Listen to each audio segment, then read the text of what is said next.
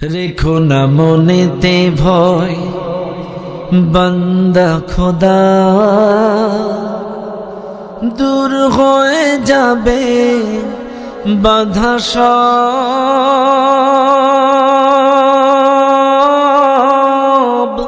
তোমার আমার এক মালিক আছেন, আছেন আমাদের রব, আছেন আমাদের রব। রেখো না মনেতে ভয় বান্দা খোদার, দূর হয়ে যাবে বাধা সব। তোমার আমার এক মালিক আছেন, আছেন আমাদের রব, আছেন আমাদের রব। বদরের প্রান্তরে ছিলেন যিনি, হাজার বছর পরেও আরশের সে মালিক আছেন তিনি। বদরের প্রান্তরে ছিলেন যিনি, হাজার বছর পরেও বাংলার আকাশে আছেন তিনি। জাহেলিরে আধার থাকবে না বেশি দিন, থাকবে না তাগুতের এই যে প্রভার। যে পুলে যোগে যোগান্তরে কুশব ছড়া, যে পুলে যোগে যোগান্তরে কুশব ছড়া। এঁকেছি সে পুল মোরা, এঁকেছি সে পুল মোরা মনেরি কাবায়। যে পুলে যোগে যোগান্তরে কুশব ছড়ায়। আল্লাহুম্মা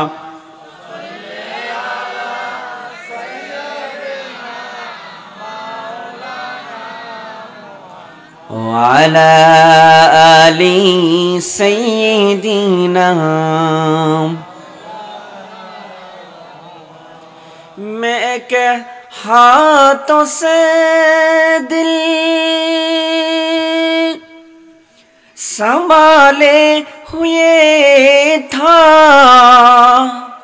टूटी दूसरे हाथ रोजे की जाली, दुआ के लिए हाँ उठते तो कैसे, ना ये हाथ खाली ना ओ हाथ खाली। अल्लाहुम्मा सल्ली अला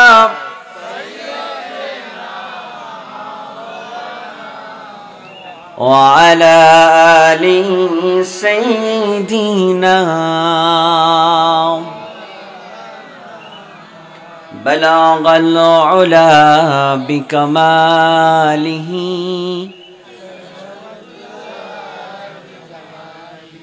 حسنت جميع خصاله أمين صادق ثم رعوف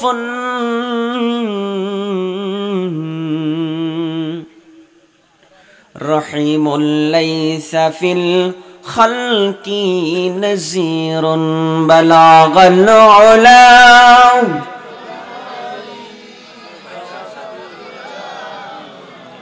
حسنت جميع خصاله।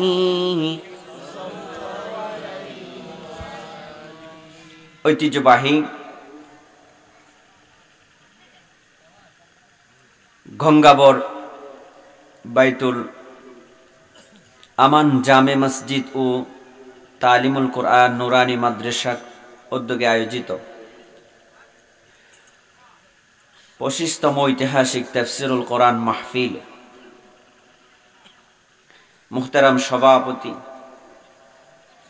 জনাব আলহাজ আবুল কাসেম দুলাল, বিশিষ্ট শিল্পপতি ও সমাজসেবক, আজকের মাহফিলের প্রধান অতিথি আলহাজ মোহাম্মদ ইসমাইল হুসাইন, বিশিষ্ট শিল্পপতি ও সমাজসেবক, মাহফিলে আলোচনা পেশ করেছেন আমাদের সকলের হৃদয়ের স্পন্দন বিশিষ্ট আলেমে দ্বীন, সুরলিত কণ্ঠস্বর হযরত মাওলানা আব্দুল্লাহ আল আমিন। আল্লাহ তাআলা হুজুরের জবানের মধ্যে যেন বরকত দান করে, আমরা সকলে পড়ি আমিন। আলোচনা পেশ করেছেন হয়তো নুরুল আলম সিদ্দিকী সাহেব, সাবেক প্রিন্সিপাল, করাইয়া দাখিল মাদ্রাসা, ফুলগাজী ফেনী ও খতিব অত্র মসজিদ। আলোচনা পেশ করেছেন মাওলানা আলাউদ্দিন আল ফারুকি, পেশ ইমাম, গঙ্গাবর বাইতুল আমান জামে মসজিদ। নাম অজানা ডানে বামে বসা হাজরাত উলামায়ে কেরাম, আমার সামনে বসা যুবক বন্ধুগণ, শ্রদ্ধাভাজন মুরব্বীরা, পর্দার অন্তরালে অবস্থানরত সম্মানিতা হযরত আয়েশা সিদ্দিকা রাদিয়াল্লাহু তাআলা আনহার উত্তরসূরি মা এবং বোনেরা, মাইকের মাধ্যমে শ্রবণরত মুসলমান ভাই এবং বন্ধুগণ, আপনাদের এই সংগঠনের সকল সদস্যবৃন্দ, দোয়ার আশায় দ্বিতীয়বার সকলের খেদমতে সালাম পেশ করছি। আসসালামু আলাইকুম ওয়া রাহমাতুল্লাহি ওয়া বারাকাতুহু। আল্লাহ তাআলার শুকর গুজার করছি, সকলে পড়ছি একবার আলহামদুলিল্লাহ। আওয়াজ হয় নাই, একটু জোরে। যে আল্লাহ তৌফিক দিয়েছেন আসার, বসার, শোনার, সে আল্লাহর কথা বলার জন্য জবান দিয়েছেন, সে আল্লাহর জবানকে ব্যবহার করে আল্লাহর শিখানো ভাষায় একবার রবের শুকর আদায় করতে পারবো। একটু জবান খুলে বলুন তো আলহামদুলিল্লাহ। दुरूद सलाम सरकार कायनात हुजूर अकरम नूर मुजस्सम सय्यदुस सकलैन खातमुल मुरसलीन मुहम्मद रसूलुल्लाह सल्लल्लाहु अलैहि वसल्लम। কথা বলতেছো, আমি দেখতেছি। আক্তার মাগফিরাত কামনা করছি। নাকালার ময়দান থেকে আজকের এই সময়টুকু পর্যন্ত আল্লাহর দ্বীনকে আল্লাহর জমিনে প্রতিষ্ঠিত রাখার জন্য, অধিষ্ঠিত রাখার জন্য, আল্লাহর কালিমার পতাকা খোলা আকাশের নিচে পথ পথ করে ওড়ার জন্য যারা স্থানে, গ্রামে গঞ্জে, শহরে বন্দরে, দেশে বিভিন্ন জায়গায় জীবনের সবচেয়ে সম্পদগুলি, প্রিয় সম্পদগুলি বিলীন করে দিয়েছেন, জীবনের সবচেয়ে গুরুত্বপূর্ণ সম্পদ নিজের জীবনটাকে বিলীন করে দিয়ে যারা শাহাদাতের অমীয় সোদা পান করেছেন, আল্লাহ পাক সকলকে যেন জান্নাতের উচ্চ মকাম দান করে, আমরা সকলে পড়ি আমিন। আপনারা এসেছেন, প্রধান আলোচক আলোচনা করে ফেলেছেন, এরপরেও প্যান্ডেল অনুসারে যতটুকু উপস্থিত হয়েছেন, আপনারা যদি আমাকে সহযোগিতা করেন, আপনাদের সাথে কিছু কথোপকথন করার ইচ্ছে আমার আছে। আল্লাহ পাক যদি তৌফিক দেয় কিছু কথা বলবো। ওঠা বসা চলবে না, সাইড টকিং, একজন আরেকজনের সাথে কথা বলা বলি, সাউন্ড চলবে না। রাজি আছেন তো?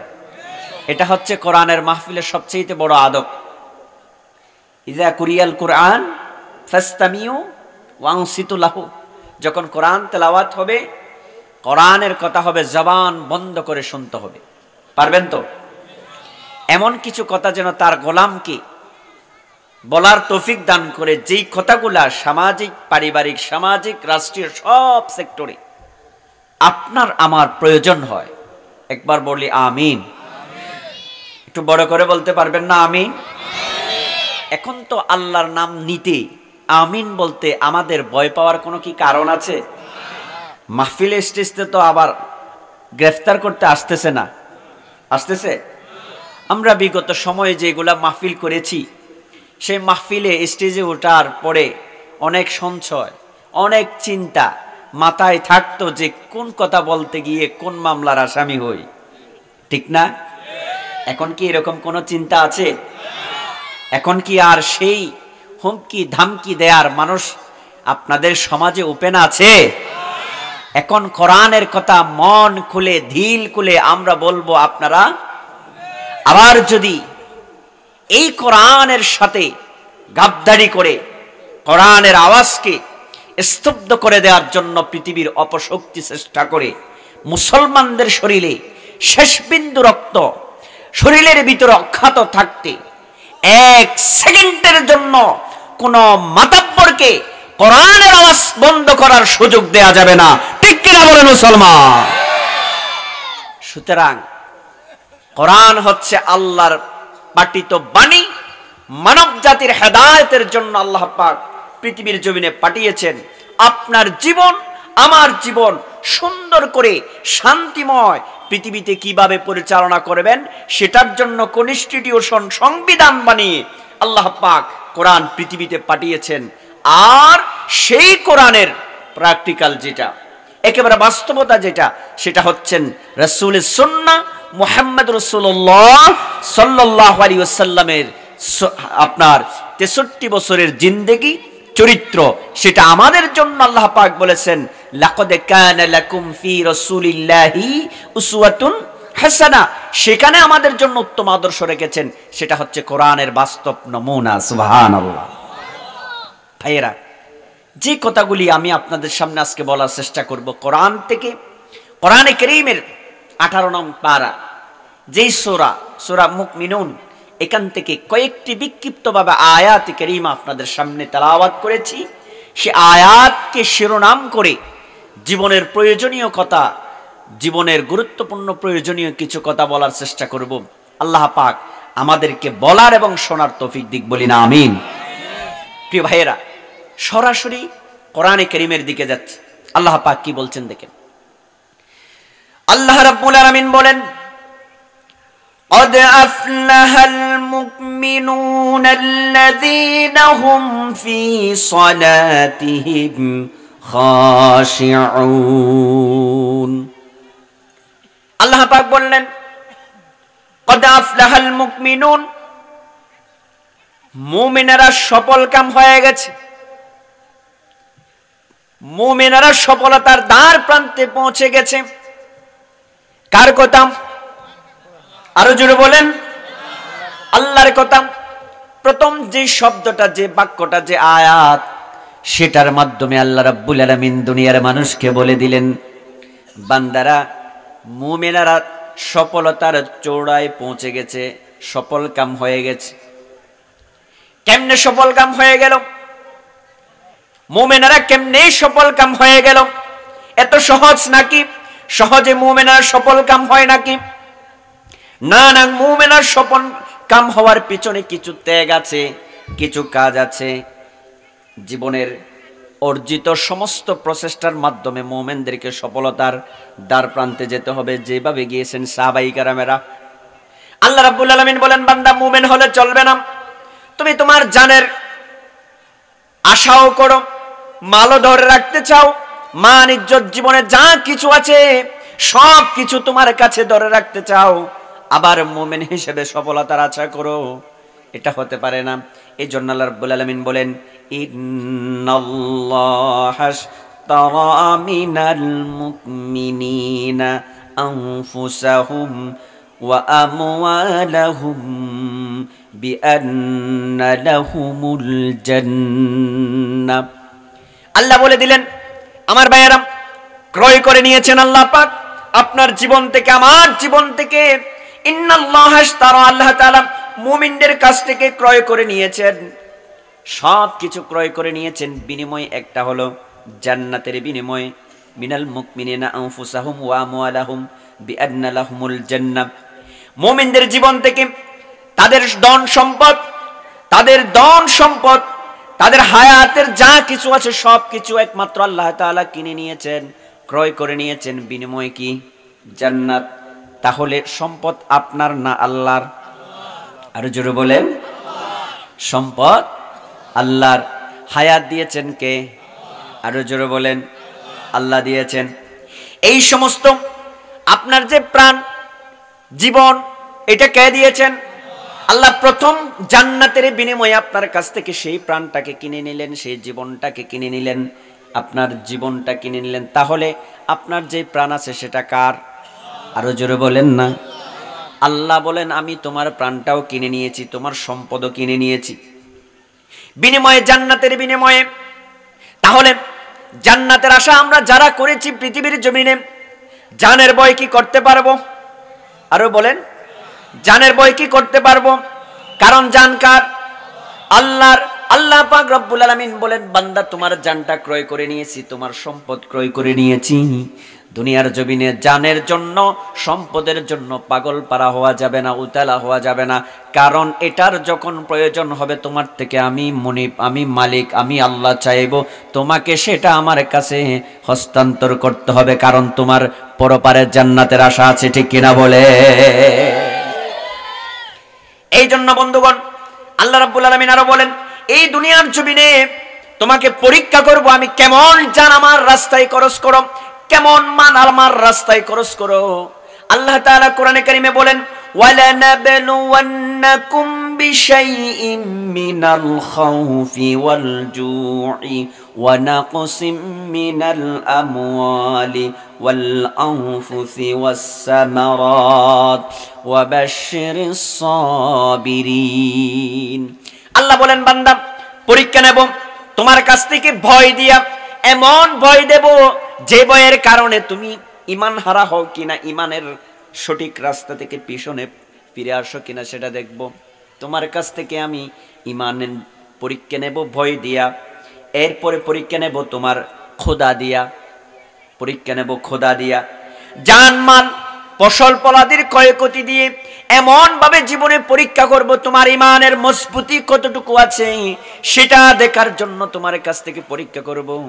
বন্ধুরে, আপনারা কিছুদিন আগে একটা কঠিন পরীক্ষার সম্মুখীন হয়েছিলেন, সেটার নাম কি? বন্যা। খুব কঠিন পরিস্থিতি আমরা দেখেছি, আমাদের পক্ষ থেকেও আমরা এখানে অনেকে এসেছিলাম।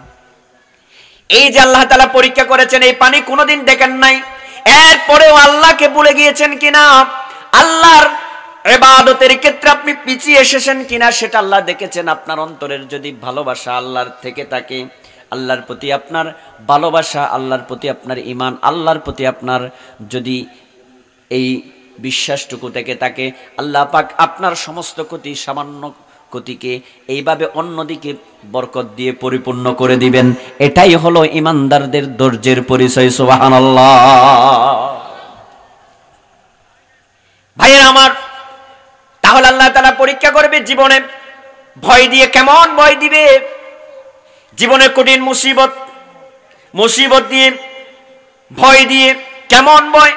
যে সব কথা যখন বলবেন, কোরআনের রাস্তায় যখন প্রতিষ্ঠিত থাকার চেষ্টা করবেন, কোরআনের রাস্তার মধ্যে যখন অধিষ্ঠিত রাখার, নিজেকে ঈমানদার হিসেবে মজবুত রাখার চেষ্টা করবেন, এবার ভয় আসবে হামলা মামলা, জেল জুলুম, গালিগালাজ, এরকম ভয় আসবে। আছে না নাই? ছিল কিনা? কিয়ামত পর্যন্ত থাকবে কিনা বলেন? রাসূলের যুগে ছিল না? রাসূল সাল্লাল্লাহু আলাইহি ওয়াসাল্লাম কি শিবা আবি তালিবে 3টি বছর কারারুদ্ধ করতে হয়েছে। কয় বছর?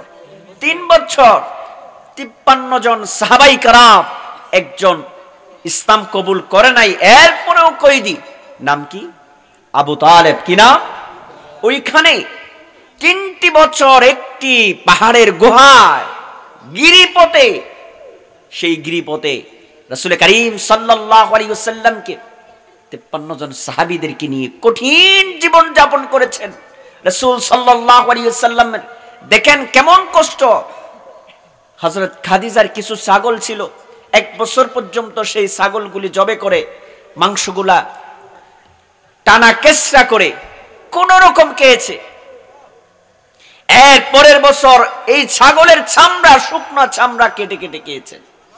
এর পরের বছর কাঁটা গাছের সেই পাতাগুলি খেয়েছেন। এত কষ্ট করেছেন রাসূল সাল্লাল্লাহু আলাইহি ওয়াসাল্লাম। যেই দিন সেই শিব আবি তালিব থেকে মুক্তি পাচ্ছেন, জেল থেকে মুক্তি পাচ্ছেন, তখন রাসূল সাল্লাল্লাহু আলাইহি সাল্লামকে যারা মুক্ত করতে আসছিল তারা 2 হাত ধরে দাঁড় করিয়েছিলেন। রাসূল আর দাঁড়াতে পারতেছিল, এমন কঠিন পরিস্থিতি হয়েছিল।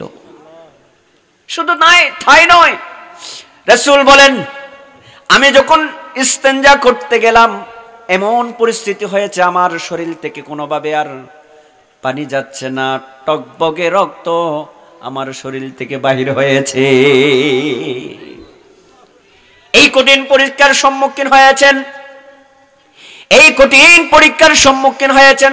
সাহাবায়ে কেরামেরা পরীক্ষা দিয়েছেন, সাহাবায়ে কেরামেরা আল্লাহর কাছে এমন পরীক্ষা দিয়েছেন, কারণ হাসিবান নাসু আইয়ুতরাকু আইয়াকুলু আমান্না ওয়া হুম লা ইফতালুন। পরীক্ষা আল্লাহ তাআলা করবেনই। ইমানদার দাবি করেছেন, এতে কতটুকু ইমানদার? দাড়ি আছে, টুপি আছে, পাঞ্জাবি আছে, পাগড়ি আছে। এর ভিতরে ইমানদার সীমাবদ্ধ নয়। আপনার কলিজার ভিতরে আল্লাহর প্রতি কত ঈমান আছে, আল্লাহর প্রতি কত ভালোবাসা আছে, সেটা দেখবেন কে? আরো জোরে বলেন। আরে মাইকওয়ালা কই? মাইকওয়ালা এদিকে তাকান তো। এটা বন্ধ করে দেন, হয় বন্ধ করেন, সিন এগুলো বন্ধ করেন, আর ইকু বন্ধ করেন, একেবারে সম্পূর্ণ। প্রিয় ভাইয়েরা, সাহাবায়ে কেরাম এত কষ্ট করেছে, এত কষ্ট করেছে, এত কষ্টের বিনিময়ে নিজের ঈমানের পরিপূর্ণতা আল্লাহর কাছে উপস্থাপন করেছেন। সুবহানাল্লাহ। সুতরাং শিক্ষা হচ্ছে তাদের জীবন থেকে, সাহাবায়ে কেরামের জীবন থেকে আমাদের জন্য শিক্ষা। আল্লাহ তাআলা সেই জন্য বলেছেন কদ আফলাহাল মুমিনুন, মুমিনেরা সফল কাম। সুবহানাল্লাহ। কঠিন পরিস্থিতির মধ্যে সাহাবায়ে কেরামেরা ইসলামের প্রাথমিক যুগের মধ্যে যখন কঠিন নির্যাতনের শিকার, বারবার যখন ইসলাম গ্রহণ করার কারণে তাদের উপর নির্যাতন চালাচ্ছে, হত্যা, খুন, রাহাজানি, অনাচার, অত্যাচার, ব্যভিচার, লুটতরাজে মক্কার ভূখণ্ডর ভরপুর হয়ে গেছে। যে গোত্রের মধ্যে ওখান থেকে লোক ইসলাম ধর্ম গ্রহণ করবে, ওই লোকটাকে তার গোত্র প্রধান নির্যাতন করবে, এমন পরিস্থিতি যখন চলমান, আমার ভাইয়েরা, কিছু সংখ্যক মানুষ স্বস্তির নিঃশ্বাসের জন্য পীত সাগর পাড়ি দিয়ে আবিসিনিয়ার মধ্যে বাদশা নাজ্জাশীর জায়গায় চলে গেলেন। আবার যখন শুনলেন মক্কার জমিনের কাফের মুশরিকগণ নির্যাতন কমিয়ে দিয়েছে, কম চালাচ্ছে, বন্ধ করে দিয়েছেন, আবার চলে আসলেন। এইভাবে সাহাবায়ে কেরামেরা দ্বিতীয়বার গেলেন। এভাবে আবিসিনিয়ার মধ্যে হিজরত করে যখন একটু স্বস্তির নিঃশ্বাসের জন্য, একটু শান্তির জন্য, একটু নির্যাতন থেকে বাঁচার জন্য, একটু জুলুম থেকে বাঁচার জন্য যখন সেই জায়গায় চলে গেলেন, আমার বন্ধুগণ, কুরাইশগণ সেখানেও তাদেরকে নিস্তার দিচ্ছে না, একটু শান্তিতে বসবাস করার সুযোগ দিচ্ছে না। কুরাইশদের প্রতিনিধিরা 2 জন প্রতিনিধি পাঠিয়ে দিলেন। এই 2 জন প্রতিনিধির মধ্যে তৎকালীন হযরত আমর ইবনুল আস রাদিয়াল্লাহু তাআলা আনহু ইসলাম গ্রহণ করে নাই।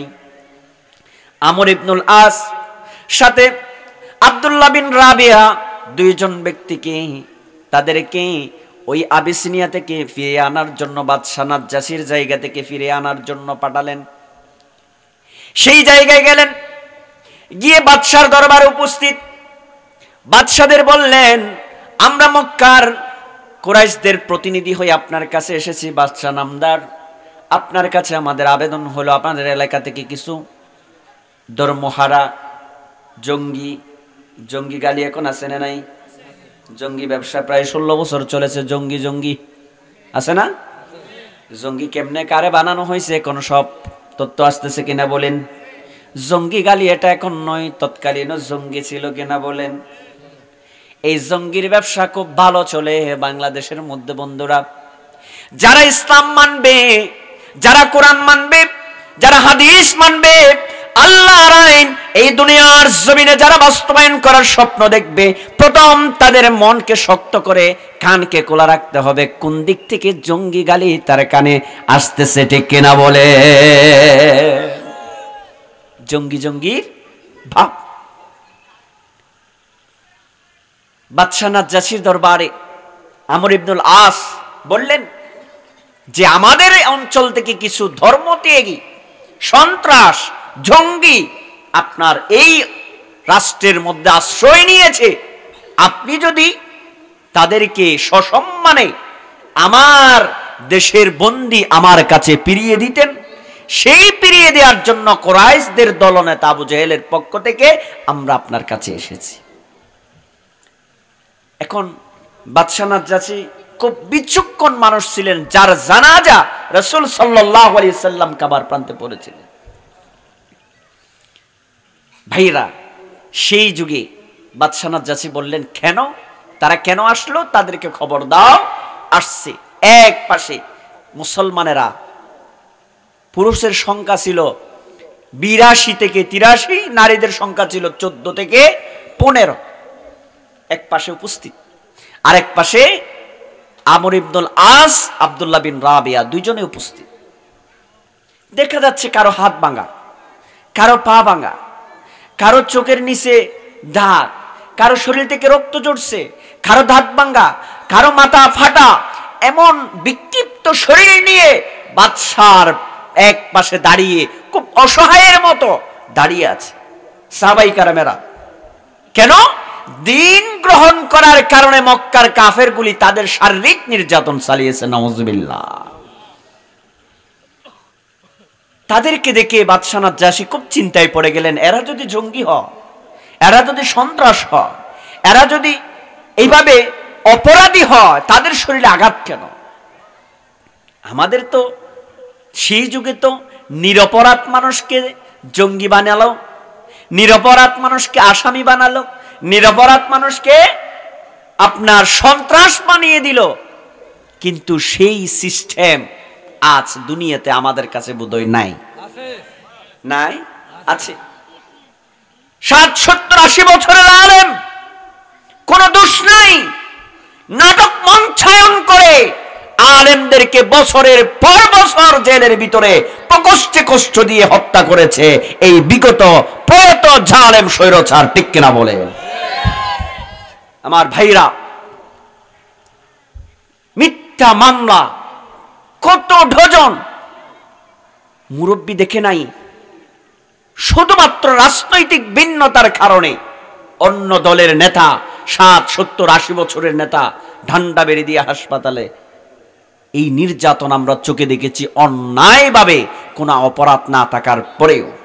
আজকে আমার দেশের পত্রিকায় দেখলাম ইলিয়াস আলীর যে কাহিনী, একজন মানুষ পরিকল্পিতভাবে একজন দেশের চেইন অফ কমান্ড ইশারা দিয়ে তাকে গ্রেপ্তার করিয়ে, গুম করিয়ে, তাকে হত্যা করে তার লাশ যমুনা নদীর মধ্যে বেশিয়ে দিল। আজকের প্রথম আলো, আজকের আমার দেশ, আজকের পত্রিকা আমার দেশ।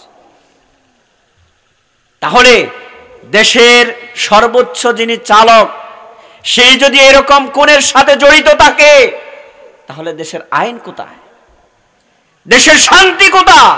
সেই যুগে আবু জেহেল যেমন, সেই যুগের আবু জেহেল যেমন আমর ইবনুল আস এবং আব্দুল্লাহ বিন রাবিয়াকে পাঠিয়ে বাদশাহ নাজ্জাশীর কাছে মিথ্যা আসামি বানিয়ে ফিরে আনতে চেয়েছিল, এই যুগের মধ্যে নব্য আবু জেহেলগুলি নিরপরাধ মানুষদের উপরে নির্যাতনের স্টিম রোলার ছাড়ায়, এর আবু জেহেলের উত্তরসূরি ছাড়া আর দ্বিতীয় কিছু হতে পারে না, ঠিক কিনা বলেন মুসলমান?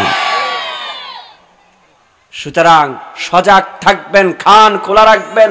আবার কোন এইরকম এরা যেন এই উঠে মানুষদের উপর হকদারি করতে না পারে, ঠিক কিনা বলে? আমার দল, আমার রাজনীতি, আমার সমাজনীতি সব আমার, সব ভাই আমার, সব দল আমার, কিন্তু কোন নিরপরাধ মানুষদের উপর যাতে জুলুম না হয়, ঠিক কিনা বলেন? আরে ভাই, আপনার রাজনীতি আরেকজনের কষ্টের কারণ হবে কেন? আর আপনার সমাজনীতি আরেকজনের কষ্টের কারণ হবে কেন? আপনি তো মুসলমান, আপনার জীবন চলে যাওয়ার পরে আল্লাহর দরবারে আপনাকে আপনার জীবনের সমস্ত হিসাব নিয়ে দাঁড়াতে হবে।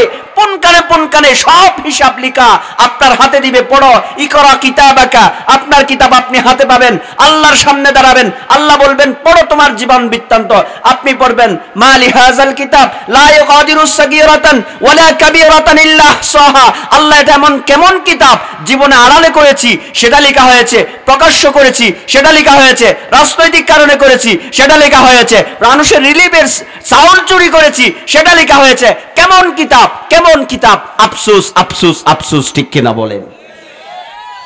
সুতরাং যেই কাজ করেন না কেন, কোন মানুষের উপরে জুলুম হচ্ছে কিনা সেটা সবচাইতে বেশি সজাগ রাখতে হবে, ঠিক কিনা বলেন? ভাইয়েরা, আবু জেহেলের সেই প্রতিনিধি বাদশা নাজ্জাশীর সামনে গিয়ে বলতেছেন, এরা হলো আমার দেশ থেকে সন্ত্রাস হিসেবে পালিয়ে এসেছে, জঙ্গি হিসেবে পালিয়ে এসেছে। পৃথিবীর জমিনের যত নবী এসেছে একটা কথা বলেছে। কি বলেছে? ইয়া কওমি ইবুদুল্লাহ মা লাকুম মিন ইলাহিন গায়রু। একটা মিশন সব নবীরা, ঈসা রূহুল্লাহ, ইব্রাহিম খলিলুল্লাহ, প্রত্যেক নবীর মিশন একটা, মা লাকুম মিন ইলাহিন গায়রু। একমাত্র ইলা, ইলা শব্দ মানে আমরা জানি, ইলা মানে আল্লাহ জানি না, ইলা মানে যিনি আইনদাতা। যিনি কি দাতা? আইনদাতা। কাকে দিয়েছেন? আপনাকে। আমার কথাগুলি বোঝা যাচ্ছে বাবারা? যে আইনদাতা আপনার জন্য, আমার জন্য। আইন পালন করবে কারা? যারা আপনার প্রতিনিধি, আল্লাহর প্রতিনিধি। দুনিয়ার জমিনে আপনাকে আমাকে সৃষ্টি করেছে, ইন্নী জাইলুন ফিল আরদি খলিফা। আমি হলাম আল্লাহর প্রতিনিধি, আপনি হলেন আল্লাহর প্রতিনিধি।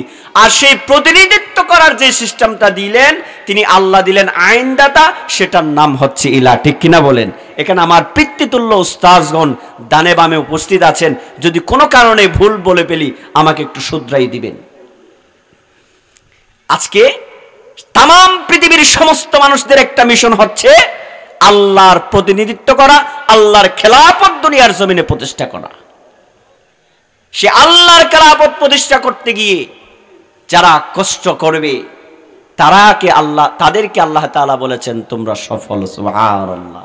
পৃথিবীর ইতিহাসে দুইটা কেন্দ্রিক ভাগ থাকবে, দুই কেন্দ্রিক তফরিক থাকবে, ডিভাইডেড থাকবে।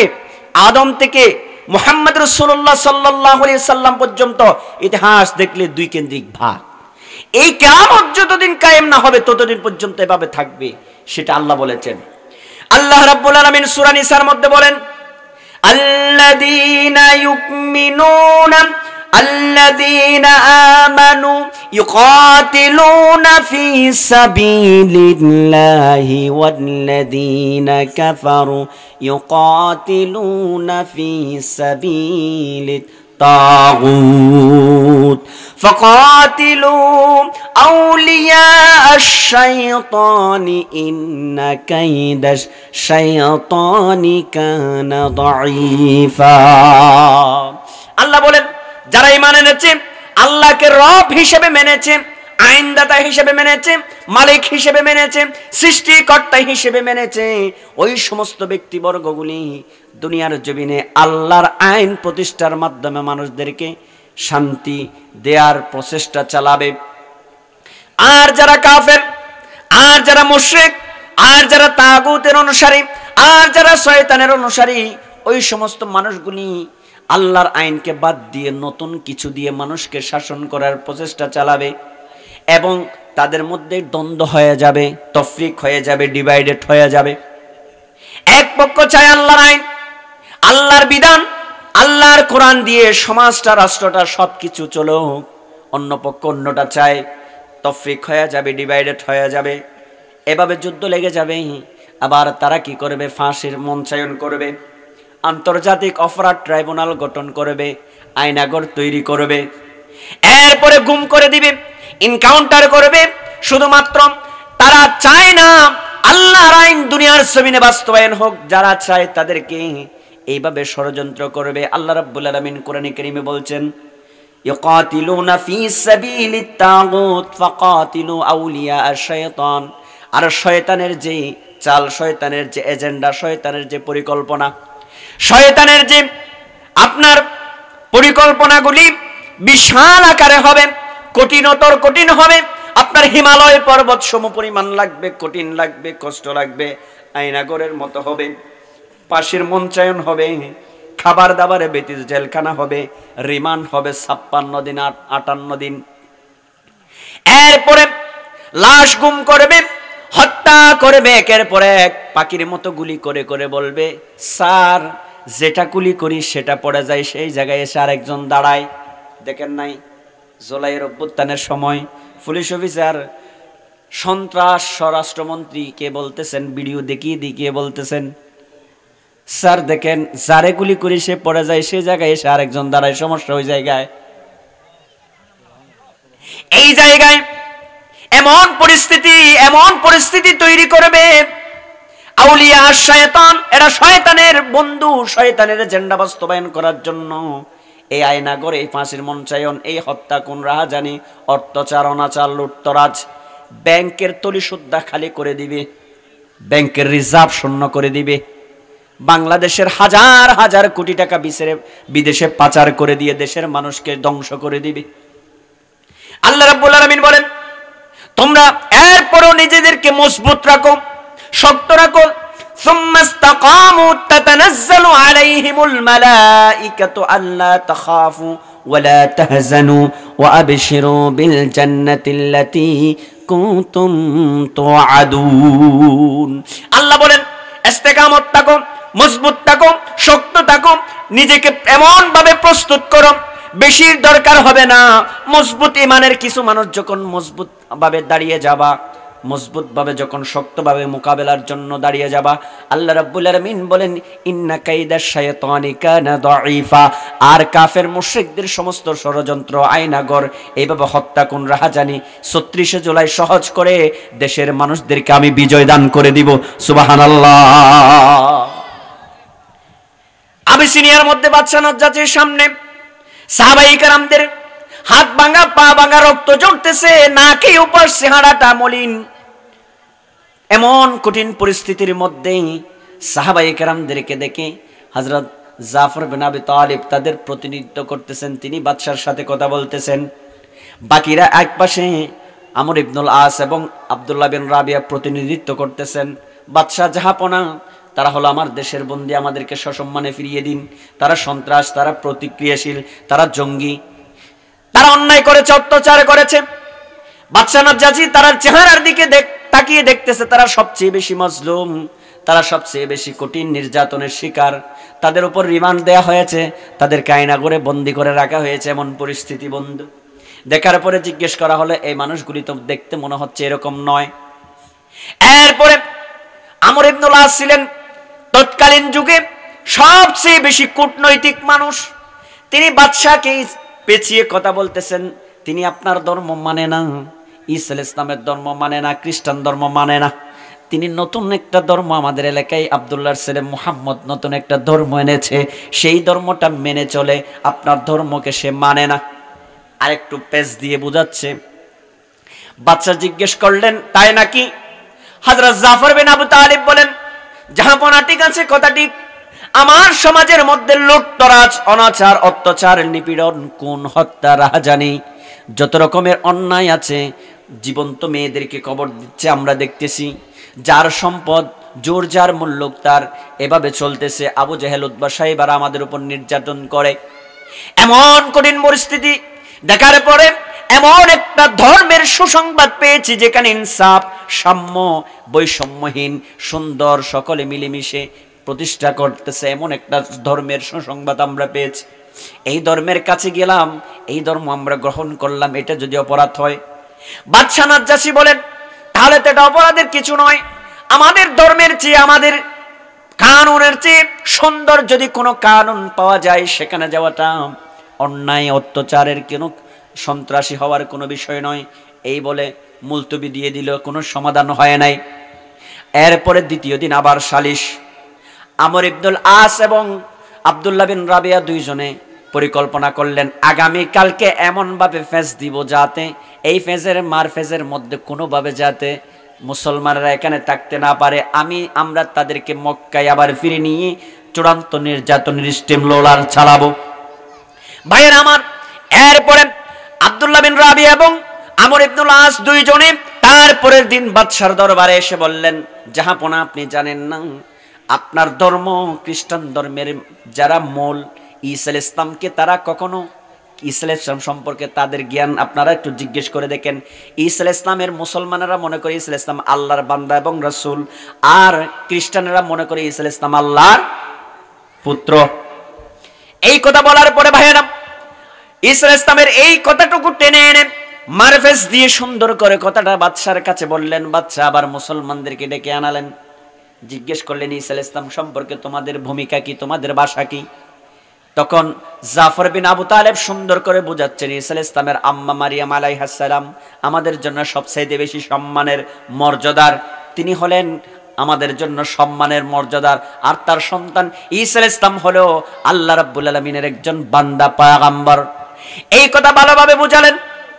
বুঝানোর পরে এত সুন্দর করে বুঝালেন, আর তখন বললেন আমর ইবনুল আস বলেন তারা নাকি নতুন ধর্মের গ্রন্থের কথা বলে।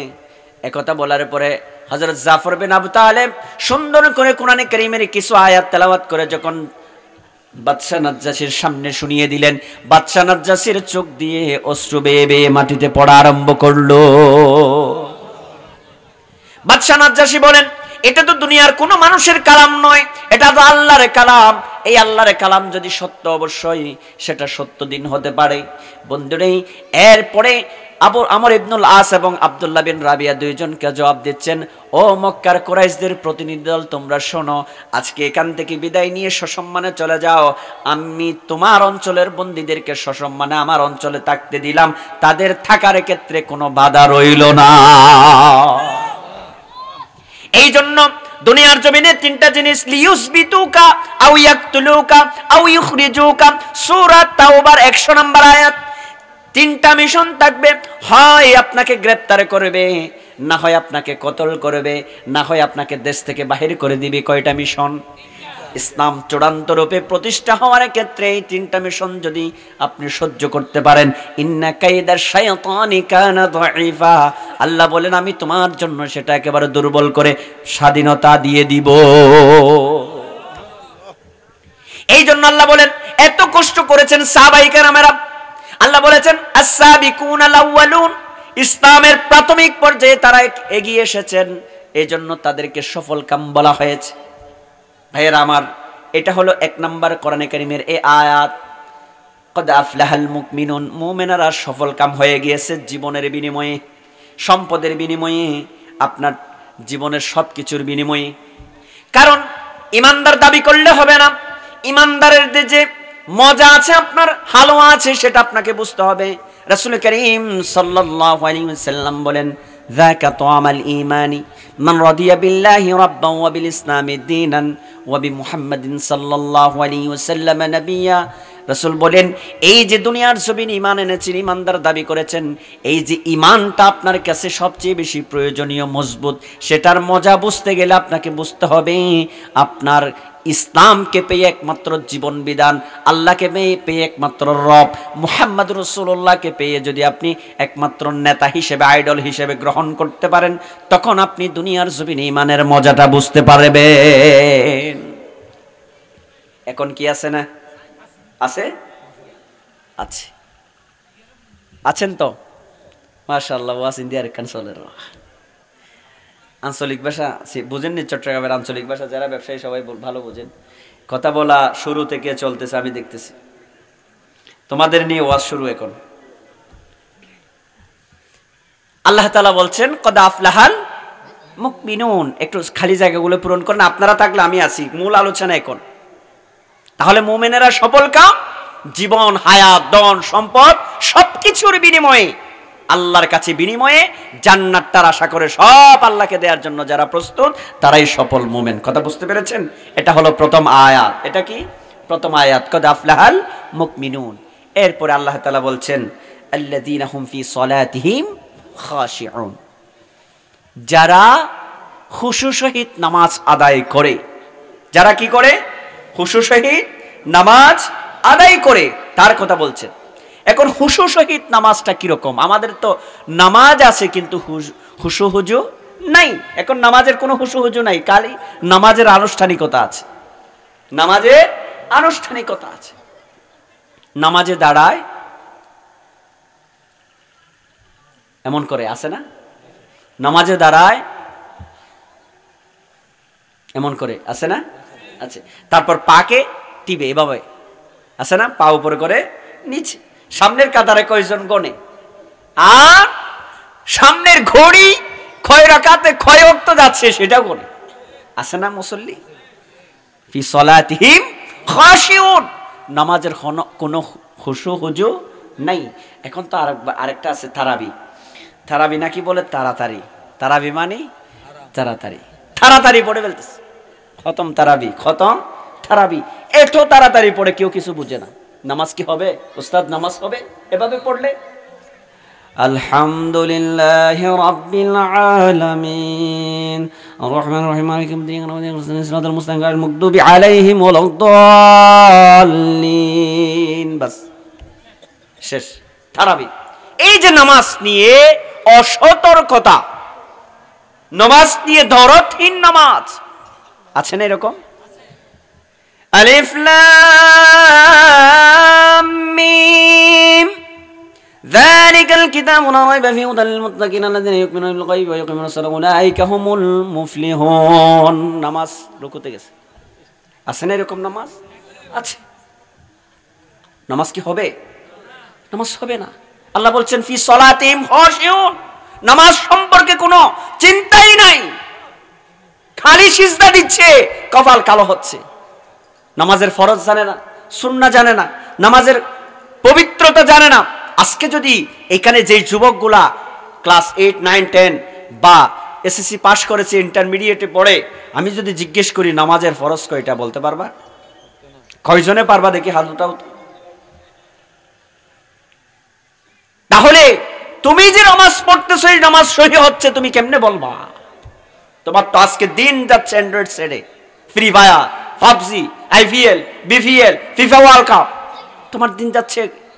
আরো কোথায় যা গিয়েছো আমি পরের আয়াতে বলতেছি, আরো কোথায় গিয়েছো, তোমার জীবন আরো কোথায় গিয়েছে পরের আয়াত দিয়ে বলতেছি। নামাজ নাই, কালাম নাই, কিচ্ছু জানা নাই, কোরআনে কারীমের একটা সূরা জানে না মুসলমানের সন্তান। সে পাশ্চাত্যের সমস্ত খেলোয়াড়ের নাম তার কাছে মুখস্থ। বিপিএল এর কয়জন খেলোয়াড়, কয়টা ম্যাচ, কেমনে চলে, তার কাছে মুখস্থ, মুখস্থ ঠুরস্থ। কিন্তু 1 দর্জন আশরায়ে মুবাশশারা সাহাবীর নাম সে বলতে পারে। এটা কি মুসলমানের জন্য সৌভাগ্যের বিষয় না পরিতাপের বিষয়? চুল রেখেছে মাথায়, কত সুন্দর আনারস কাটিং, আনারস দেখছেন না, জুপড়িটা উপরে, চতুর্দিকে চাইছে ফেলে দিছে। কয় যে চুল এরকম কেন? কইছে আমি ম্যারাডোনার মতো করে রাখছি, ম্যারাডোনা। মুসলমানের সন্তান আজকে সূরা জানে না, নামাজ জানে না, রাত 2:30 পর্যন্ত খেলা দেখার জন্য প্রস্তুত। রাত 2:30টায় রাস্তায় রাস্তায় মিছিল করে, মানুষ ঘুমাইতে পারে না, ঠিক কিনা বলে? রাত 2:30টা কি তোমার ফিফা ওয়ার্ল্ড কাপ দেখার জন্য আল্লাহ তোমাকে তৈরি করেছে? রাত 2:30টা কি তোমার খেলা দেখার সময়? না, 2:30টা হচ্ছে ওয়ামিনাল লাইলি ফাতাহাজ্জাত বিহি নাফিলাতাল লাক, তুমি তাহাজ্জুদে দাঁড়ানোর সময় হচ্ছে রাত 2:30টা। আর তুমি জীবনে একবার তাহাজ্জুদে দাঁড়াবা তো দূরের কথা, ফজরের নামাজ তোমার হায়াতের মধ্যে একবার ইমামের পিছনে গিয়েছে কিনা সন্দেহ আছে। এটাই হলো মুসলমানের যুব সমাজ, ঠিক কিনা বলে? নিজের জীবনের কাছে একটু প্রশ্ন করো বাবা, তুমি মুসলমান, মুসলমানের ঘরে তোমার জন্ম, তোমার জীবন বৃত্তান্তের হিসাব আল্লাহর কাছে দিতে হবে। তুমি আজকে কোথায় তোমার জীবনটা কাটাচ্ছ, কেমন জীবন তোমার কাটাচ্ছ? 1 ওয়াক্ত নামাজে তুমি শামিল নয়, সূরা ফাতিহা ভালো করে তেলাওয়াত করতে জানো না, নামাজের জন্য অন্তত কয়েকটা সূরা তোমার মুখস্থ রাখা দরকার, সেটা তুমি জানো না। যুবক, তুমি আজকে এসে মুসলমানের সন্তান পরিচয় দাও, ঠিক কিনা বলে? আল্লাহ বলেন আল্লাযীনা হুম ফি সলাতিহিম খাশিউন, খুশু সহিত নামাজ পড়তে হবে। ইমানদারদের গুণাবলী, ইমানদারদের প্রকাশ। এরপরে বন্ধুগণ, নামাজে দাঁড়িয়ে দুষ্টামি, একজন আরেকজনকে কি করে গুতাগুতি করে, আসে না?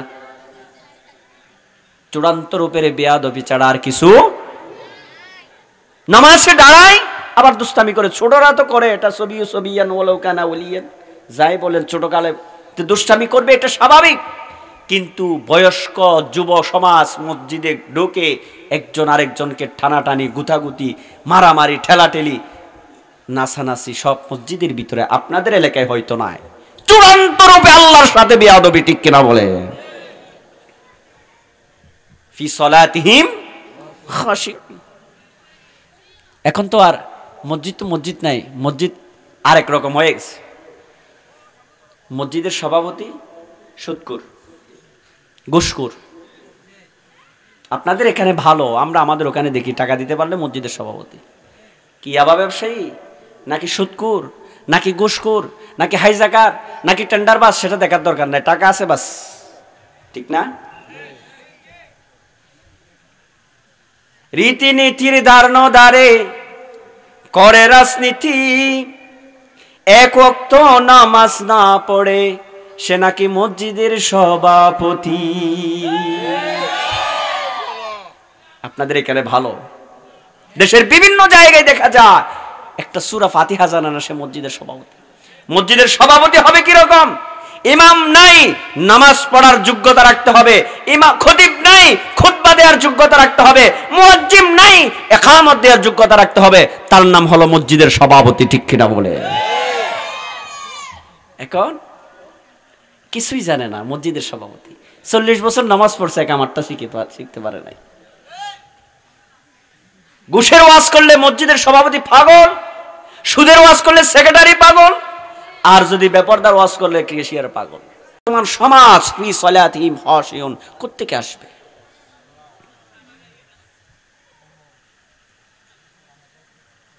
আর হুজুর যদি কয় হক কথাটা কইতে গেলে হুজুর চাকরি খুঁজো গই, আছে চাকরি আছে, গেছে থাকবে না। আর হুজুর তো হক কথা বলা শুরু করে দিছে, আর চাকরি খতিবগিরি তখন আর থাকবে না। ফি সলাতিহিম খাশিউন। নামাজ, নামাজ, নামাজ, আপনার জীবনের নামাজ। ভাইয়েরা আমার, হুজু নামাজে নাই, সিজদা দিতে পারেন, একটাও কবুল হবে না। শুদ্ধ কোরআন তেলাওয়াত নাই, সিজদা দিচ্ছেন, একটাও কবুল হবে না। সাহাবায়ে কেরামদের জীবন থেকে নামাজ নিয়ে দুইটা দৃষ্টান্ত দিচ্ছি। আল্লাহর হাবিব মুহাম্মদুর রাসূলুল্লাহ সাল্লাল্লাহু আলাইহি ওয়াসাল্লাম সেই দিন কিয়ামতের ময়দানে আল্লাহর হাবিব বলেন, কিয়ামতের ময়দানে নামাজের হিসাব তো নেবে। রাসূল করিম সাল্লাল্লাহু আলাইহি ওয়াসাল্লামের জামানায় রাসূলের সামনে এসে সাহাবায়ে কেরাম নামাজে দাঁড়ালেন, নামাজ পড়তেছেন। এই অবস্থার মধ্যে নামাজ পড়ার পরে রাসূলের সামনে এসে, বুখারীর বর্ণনা, রাসূলের সামনে এসে যখন সালাম দিলেন, রাসূল বললেন সাল্লু, যাও নামাজ পড়ো, ফা ইন্নাকা লাম তুসাল্লি, তোমার নামাজ হয় নাই। সাহাবী গেলেন, পুনরায় নামাজ পড়লেন, আবার রাসূলকে সালাম দিতে আসলেন, রাসূল বললেন তোমার নামাজ হয় নাই, আবার নামাজ পড়ো। সাহাবী গিয়ে আবার নামাজ পড়লেন। তৃতীয়বার আসলেন, নামাজ পড়ে আবার রাসূলের সামনে আসলেন, রাসূল বললেন আবার নামাজ পড়ে আসো, তোমার নামাজ হয় নাই। তিনবার বলার পরে সাহাবী আল্লাহ রাসূলকে বলতেছেন, ইয়া রাসূলুল্লাহ, আপনার কাছে একটা আরজ হলো, আল্লাহর শপথ যে আল্লাহ পাক রব্বুল আলামিনের কুদরতির মধ্যে আপনার প্রাণ, সে আল্লাহর শপথ করে বলি, এর চেয়ে উত্তম নামাজ আমরা পড়তে জানি না, আমি পড়তে জানি না। এরপরে আল্লাহর হাবিব মুহাম্মদুর রাসূলুল্লাহ সাল্লাল্লাহু আলাইহি ওয়াসাল্লাম সুন্দর করে রুকু কিভাবে করবেন, সিজদা কিভাবে করবেন, সিজদা থেকে কেমনে দাঁড়াবেন, সিজদা থেকে আপনার মধ্যখানে কেমনে বসবেন, আপনার রুকুর পরে কেমনে দাঁড়াবেন, তাসবিহ কেমনে করবেন, সব কিছু সুন্দর করে পৃথিবীর মানুষকে শিখিয়ে দিয়েছেন। সুবহানাল্লাহ। নামাজ সেভাবে পড়তে হবে, হযরত কুবাইবের মতো নামাজ পড়তে হবে। হযরত কুবাইবকে যখন গ্রেফতার করে তানঈম প্রান্তে নিয়ে গেল, তানঈম প্রান্তে কাফের মুশরিকগণ বদরের যুদ্ধের প্রতিশোধের অংশ হিসেবে হযরত কুবাইবকে নির্যাতন করার জন্য তানঈম অঞ্চলে নিয়ে গেলেন। লাত উজ্জাত মানাতের স্লোগান দিয়ে চতুর্দিকে নিয়ে হযরত কুবাইবকে বেঁধে টেনে টেনে নিয়ে যাচ্ছেন। কুবাইব বীরের মতো মাথা উঁচু করে মরলে শহীদ, বাঁচলে গাজী, এই চিন্তা নিয়ে যাচ্ছেন। সিংহ শাবকের মতো মাথা উঁচু হযরত কুবাইব চলে গেলেন তানঈম অঞ্চলে। সেই তানঈম প্রান্তে নিয়ে যাওয়ার পরে হযরত কুবাইবকে চতুর্দিক থেকে যখন নির্যাতনের স্টিম রোলার শুরু করে দিলেন, চাবুক দিয়ে যখন আঘাত করা শুরু করে দিলেন, এমন ভাবে আঘাত করতেছেন হযরত কুবাইব, শরীরটা ঝরঝরিত হয়ে যাচ্ছে, রক্ত বাহির হচ্ছে। বন্ধুগণ, এক পর্যায়ে হযরত কুবাইবকে তারা প্রস্তাব দিলেন, তোমাকে মুক্তি দেয়া হবে, দিন ফিরিয়ে দাও, মুহাম্মদের ধর্ম ফিরিয়ে দাও। এই কথা বলার পর হযরত কুবাইব কোনোভাবে রাজি নয়। শেষ পর্যন্ত ঈমান হারা করার জন্য হযরত কুবাইবকে বলতেছেন, কুবাইব তুমি আজকে দয়া করে একটি কথা বলো, তোমাকে মুক্তি দিয়ে দেব। তোমার এই জায়গার মধ্যে আমরা মুহাম্মদ রাসূলুল্লাহ সাল্লাল্লাহু আলাইহি ওয়াসাল্লামকে এনে অ্যারেস্ট করব, শুধু এই কথা স্বীকৃতি দিলে অবশ্যই তোমাকে এখান থেকে মুক্তি দেয়া হবে। হযরত কুবাইব নিজের শরীরের সমস্ত শক্তিকে একত্রিত করে বলতেছেন, ও কাফের মুশরিকগণ, কি আশা করেছো, কি আশা করেছো? আমি কুবাইব আমার রাসূলকে কত ভালোবাসি, আমার আল্লাহকে কত ভালোবাসি। তোমরা যদি আজকে আমাকে ছেড়ে দিবা, আমি আমার আত্মীয় স্বজনের সাথে সুন্দর করে জীবন যাপন করব, আর আমার রাসূলকে এনে এখানে নির্যাতন করবা। একটা কথা মনে রাখো, আমি কুবাইব জীবন্ত থাকতে আমার চোখের সামনে আমার রাসূল করিম সাল্লাল্লাহু আলাইহি ওয়াসাল্লামের শরীর মোবারকে একটা ফুলের আসর লাগবে, সেটা আমি কুবাইব বরদাস্ত করতে পারবো না। নামাজ কেমন পড়ে দেখেন। কয় তাহলে ঠিক আছে কুবাইব, প্রস্তুতি নাও, জীবন শেষ, এখন রায় কার্যকর হবে, মৃত্যুদণ্ড তোমার এখন বাস্তবায়ন হবে। কুবাইব বলেন, তাহলে ঠিক আছে, প্রস্তুত আছি। কুবাইবকে বলতেছেন, জীবনের শেষ কোনো চাওয়া পাওয়ার আছে কিনা? কুবাইব বলেন, আমার কোনো চাওয়া পাওয়ার নাই। মৃত্যুদণ্ড প্রাপ্ত আসামিকে মৃত্যুদণ্ড কার্যকর করার পূর্ব মুহূর্তে যখন তার শেষ ইচ্ছা পূরণ করে ভালো ভালো খাওয়ানো হয়, কুবাইবকে প্রস্তাব দিলেন। কুবাইব বলেন, আমি আমার জীবনের শেষ মুহূর্তে এসে ভালো কিছু খাবো তা নয়, ভালো কিছু আরামায়েশ করবো তা নয়, জীবনের কোনো কিছুর চাওয়া নাই।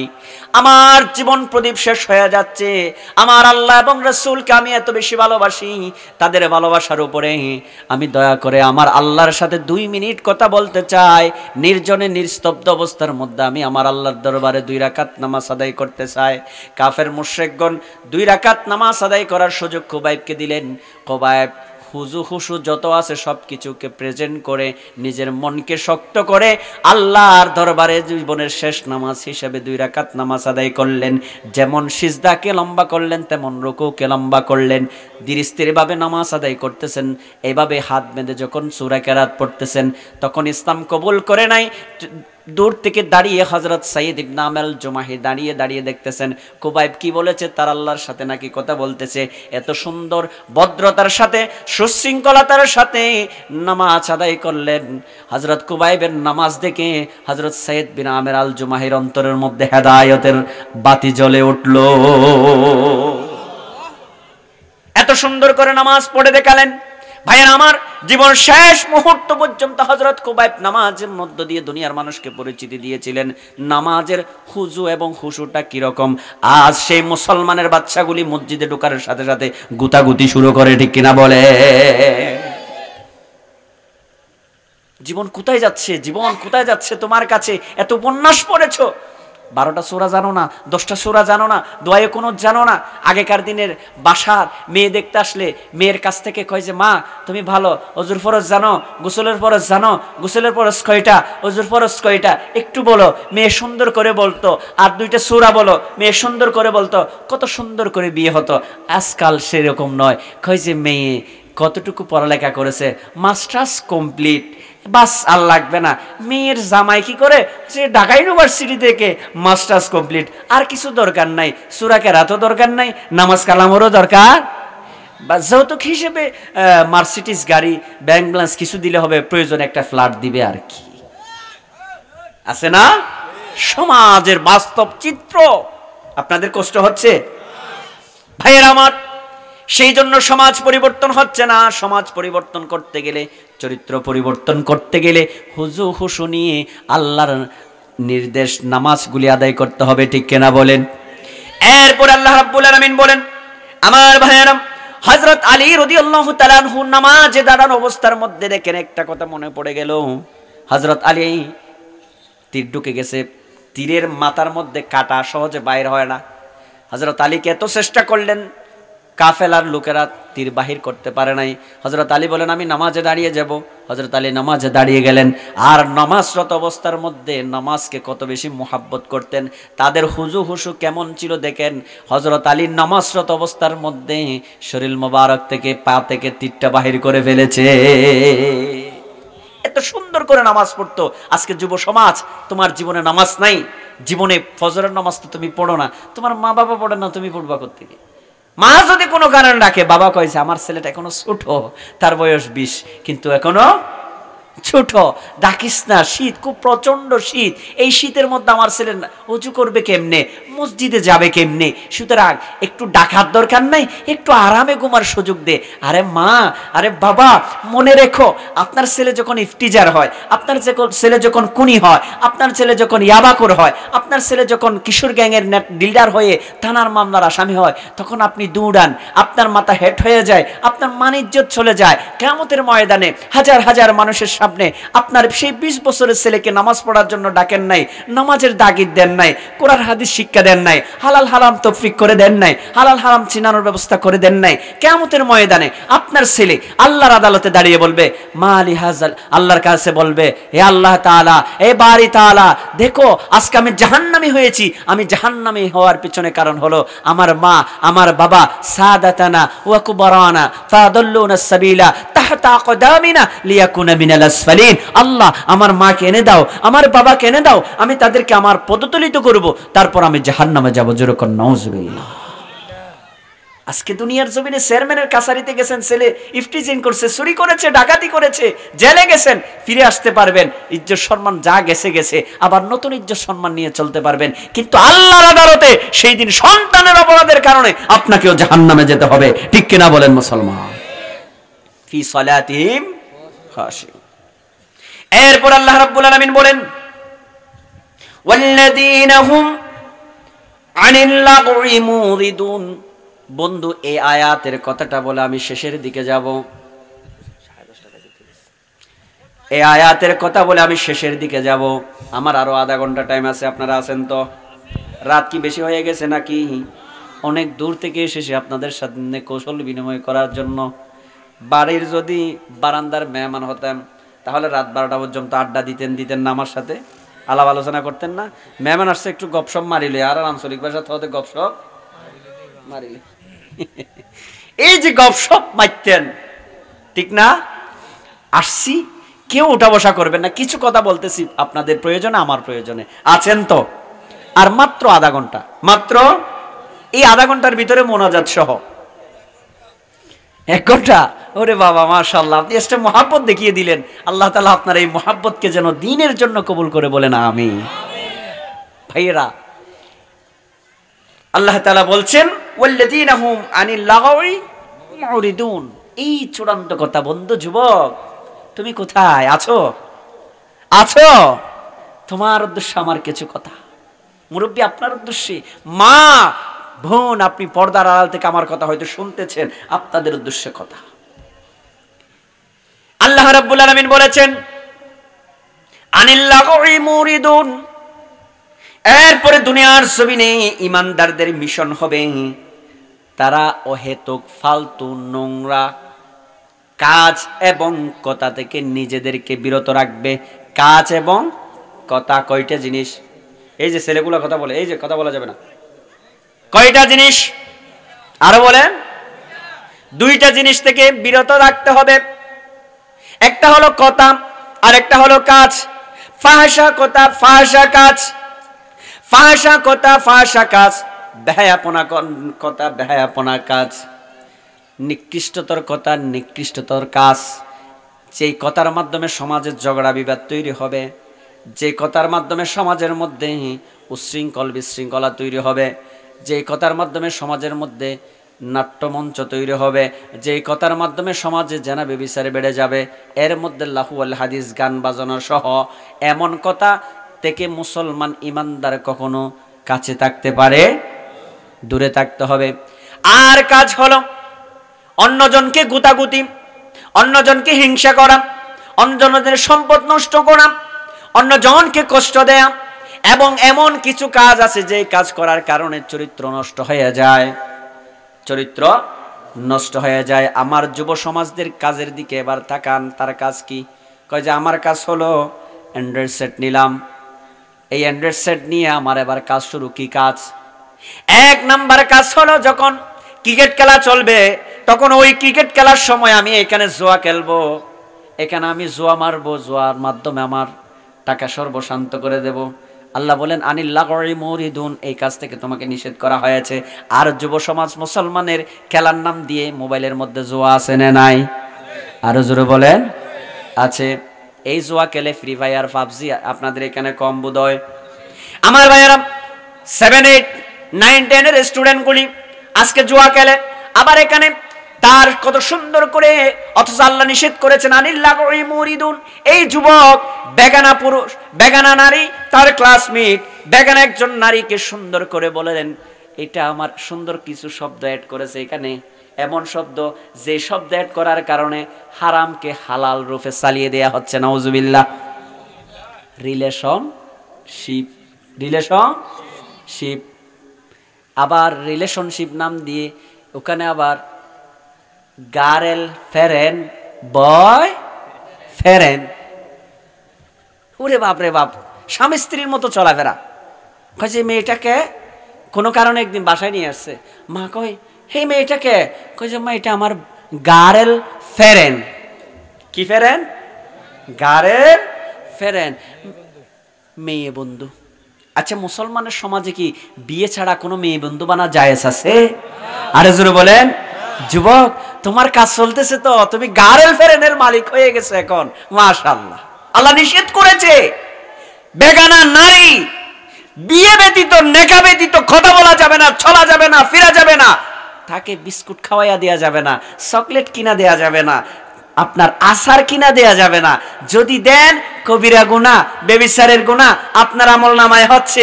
আর যদি শুধুমাত্র একই কাজ কিন্তু শুধু বিয়েটা করে নিয়েছেন, নেকাটা পরে নিয়েছেন, ওই মেয়েটাকে হাতে হাত দিয়ে ঘুরতেছেন, সওয়াব আছে না নাই? বিস্কুট খাওয়াই দিচ্ছেন, সওয়াব আছে না নাই? আচার কিনে দিচ্ছেন, সওয়াব আছে না নাই? কক্সবাজার বিচে নিয়ে গেছেন, সওয়াব আছে না নাই? আর এখন বিয়ে তো খুব কঠিন, কয়েছে নিজের পায়ে দাঁড়াইতে হবে। নিজের পায়ে দাঁড়াইতে গেলে 30 বছরের প্রয়োজন আসে। 30 বছরের আগে তো সে অন্যের পায়ে চলে, সেজন্য বিয়ে শাদী খুব কঠিন। আর গার্ল ফ্রেন্ড আর বয় ফ্রেন্ড খুব সহজ, ঠিক কিনা বলেন? যুবক কাজ চালাচ্ছে, রাত 12টা 1টা, বাবা কয় বাবা তুমি এত গুনো গুনো গুনো গুনো এখানে কি করো কম্বলের ভিতরে?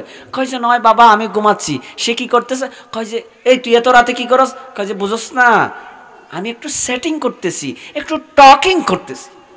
আছে না টকিং আর সেটিং? বেগানা নারীর সাথে কথা বলতেছে। দিন যাচ্ছে, আল্লাহ কি আমল নামায় ওই গুনাহ লিখতেছে না? কিয়ামতের ময়দানে সেই কিতাব আপনাকে ধরিয়ে দিবে না? আপনি বলবেন না সেই দিন মালি হাযাল কিতাব লা ইয়াগাদিরু সাগীরাতান ওয়ালা কাবীরাতান ইল্লা সাহা। আল্লাহ কেমন কিতাব, রাত অন্ধকারে কম্বলের ভিতরে একটু সেটিং টকিং করেছি, এটাও এখানে উঠাই দিতে হবে নাকি? আছে না নাই? আনিল্লাহি মুরিদু, খাচ খাচ কথা, ফালতু অহেতুক নিকৃষ্টতর খাচ। কিসের বয়ফ্রেন্ড, কিসের গার্লফ্রেন্ড? বইয়ের প্রয়োজন হয়েছে, বিয়ে করে নাও। আপনি মা, আপনি বাবা, আপনার সন্তান দেখতেছে, বউ চিনতেছে, মেয়ে চিনতেছে, তাকে বিয়ে করিয়ে দাও। আর আপনি এখন টাকা দিচ্ছেন, সে রাস্তায় রাস্তায় ঘুরে, পার্কে গিয়ে বিভিন্ন রকমের বিল দিচ্ছে, টাকা খরচ করতেছে। আনিল্লাহি মুরিদুন। আমার ভাইয়েরা আরো কি কাজ করে? চুরি, হত্যা, খুন, রাহাজানি, আছে না নাই? রাত 3টায় খেলা দেখে কিন্তু একদিনও তাহাজ্জুদে দাঁড়াই নাই, একদিনও তাহাজ্জুদে দাঁড়াই নাই। জীবন চলে যাচ্ছে এইভাবে। কিন্তু এটা তো জীবন হতে পারে? এটা কি জীবন হতে পারে? এই জন্য কি তুমি দুনিয়াতে এসেছো? তোমার কি আল্লাহর কাছে যেতে হবে না? তোমার কি তোমার জীবন বৃত্তান্তের হিসাব আল্লাহকে দিতে হবে না? যুবক আজকে কাকে বন্ধু বানাও? মদখোরকে, ইয়াবাকার বন্ধু তোমার? এত বন্ধু, এত বন্ধু, এত বন্ধু হয়ে গেছে তোমার জন্য দুনিয়ার জমিনে। ওয়াক্কা উম্মুহু আদনা সাদিকাহু ওয়া আকাসাবাহু। রাসূল হাদিসে বলেছেন কিয়ামতের আগে এমন কিছু মানুষ আসবে যারা মাকে অমর্যাদা করবে, বাবাকে অসম্মান করবে, আর বন্ধুত্বের ভাব বেড়ে যাবে। একটা আঙ্গুল দেখালে 10টা বন্ধু উঠে 10টা আঙ্গুল দেখাবে, কিশোর গ্যাংয়ে পরিণত হবে, মারামারি শুরু করে দিবে, সামান্য বিষয়ের জন্য হত্যা কোন রাহাজানিতে লিপ্ত হবে। আছে না নাই? আনিল লাগহি মুরিদুন। ভাইয়েরা আমার, এবার মুরব্বীরা আসেন, আনিল লাগহি মুরিদুন। চায়ের দোকানে যখন বসবে, চার চুপ টান দিবে, এবার শুরু গীবত। আছে না নাই? কিছু না পারলে অন্তত এই কথাটা শুরু করে, কয় যে হুজুরত কাছে এত ছেলে মেয়ে কেন? আছে না? কিছু বলার জন্য না পাইলে মসজিদের ইমাম সাহেবের এত ছেলে মেয়ে কেন, 8, 10টা 20টা কেন ছেলে মেয়ে? না পারলে হুজুর যাওয়ার সময় বাঁকা করে হাঁটে। আছে না? আর ওই বাড়ির মেয়েটা খুব সুন্দর, ওই ছেলেটা বেশি সুন্দর, এই সেই কথা। চায়ের দোকানে বসে বসে নিজের টাকা দিয়ে চা খেয়ে খেয়ে মানুষের গীবত করে মানুষ। আছে না নাই? আল্লাহ বলেন আনিল্লাহি মুরিদুন, এটা তোমার জন্য হারাম করা হয়েছে। নিকৃষ্টতর হারাম এটা, গীবত করা, মানুষের মৃত ভাইয়ের মাংস খাওয়া। এই যে গীবত সমাজের মধ্যে আছে না নাই? অহংকার ছড়ানো, টাকা আছে, পয়সা আছে, ধন আছে, সম্পদ আছে, মানুষকে চোখে দেখে না, নিম্নমানের হিংসার বিদ্বেষ নিয়ে সমাজের মধ্যে চলে, এমনও হিংসুক মানুষ আছে না নাই? মা বোনেরা যখন 3 জন এক জায়গায় বসে আরেকজনের আপনার গীবত করে। আছে না নাই? মা বোনেরা মানুষের গীবত সবচেয়ে বেশি করে, স্বামীর গীবত করে। দুনিয়াতে কোনো কথা যদি অফ রাখতে মন চাই, কোনোদিন মেয়েদেরকে বলবেন না, মেয়েরা শুনতে দেরি, ভাইরাল হতে দেরি। স্বামী নাকি কোনো একটা কথা স্ত্রীকে বলছে, কয় যে এ কথা কাউকে বলবি না, যদি বলিস স্বামীর ভাত খাওয়া লাগবে না, বাবার বাড়ি পৌঁছাই দিব। স্বামী কোনো রকম বাজার থেকে খুঁজে ঘুরে পাড়া শুরু দিয়ে যখন ঢুকতেছে, মানুষের মুখ থেকে তার খান দিয়ে সে কথা শুনে গেছে। কয় যে কেমনে? কয় যে নারী কথা তো শুনছে, হজম নাই। এই কথা এখান থেকে নিয়ে 3-4 বান্ধবীকে সাথে নিয়ে বলে দিল, সে ওখান থেকে গিয়ে আর 3-4 বান্ধবীকে বলে দিল। এভাবে বলতে বলতে পুরা পাড়া 1 ঘন্টার ভিতরে কথা ভাইরাল। ঠিক কিনা বলেন? এই যে গীবত, বড় নিন্দা। অহংকার প্রকাশ করে, তোমার মেয়ে বিয়ে দিয়েছো, কি দিয়েছো? তেমন কিছু দিতে পারো নাই তো। আমার মেয়ে বিয়ে দেওয়ার সময় এই দিয়েছি, সেই দিয়েছি, এই দিয়েছি, সেই দিয়েছি বলে বিভিন্ন অহংকার ছড়ায়। আছে না নাই? আল্লাহ বলেছেন আনিল্লাহি মুরিদুন, নিকৃষ্টতর কথা এবং কাছ থেকে নিজেকে দূরে রাখতে হবে।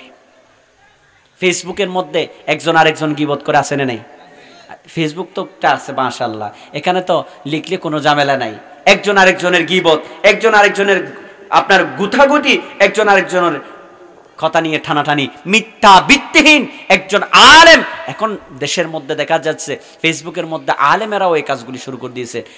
বাবারা খরচুরে হাত জোর করে অনুরোধ করে বলছি, আপনি একজন আলেম, আপনার আলেম ভাইয়ের যদি ভুল দেখেন, তার কাছে গিয়ে তাকে শুধরিয়ে দিন। সে দোষ করে নাই, তার কাছে সেই দোষ নাই। আপনি একজন আলেম হয়ে আরেকজন আলেমের নামে ভিন্ন কথা কিভাবে আপনি এই যে ফেসবুকে লিখে তাকে ছোট করেন? সে অন্য মতাদর্শের হতে পারে, সে অন্য মসলকের হতে পারে, তারপরেও সে আলেম, সে নামাজ পড়ে, তাকে আপনি কাফের ফতোয়া দেন। সে আলেম, সে অন্য মসলকের হতে পারে, আপনি তার বিরুদ্ধে গীবত করেন ফেসবুকের মধ্যে, আপনার কি আল্লাহর কাছে সে জবাব দেয়া লাগবে না? এই যে ভাই ভাইয়ের গোশত খায়, এইভাবে আনিল্লাহি মুরিদুন। ভাইয়েরা, এরপরে আসছে আল্লাহ পাক রব্বুল আলামিন বলেছেন, দুনিয়ার মানুষেরা শোনো,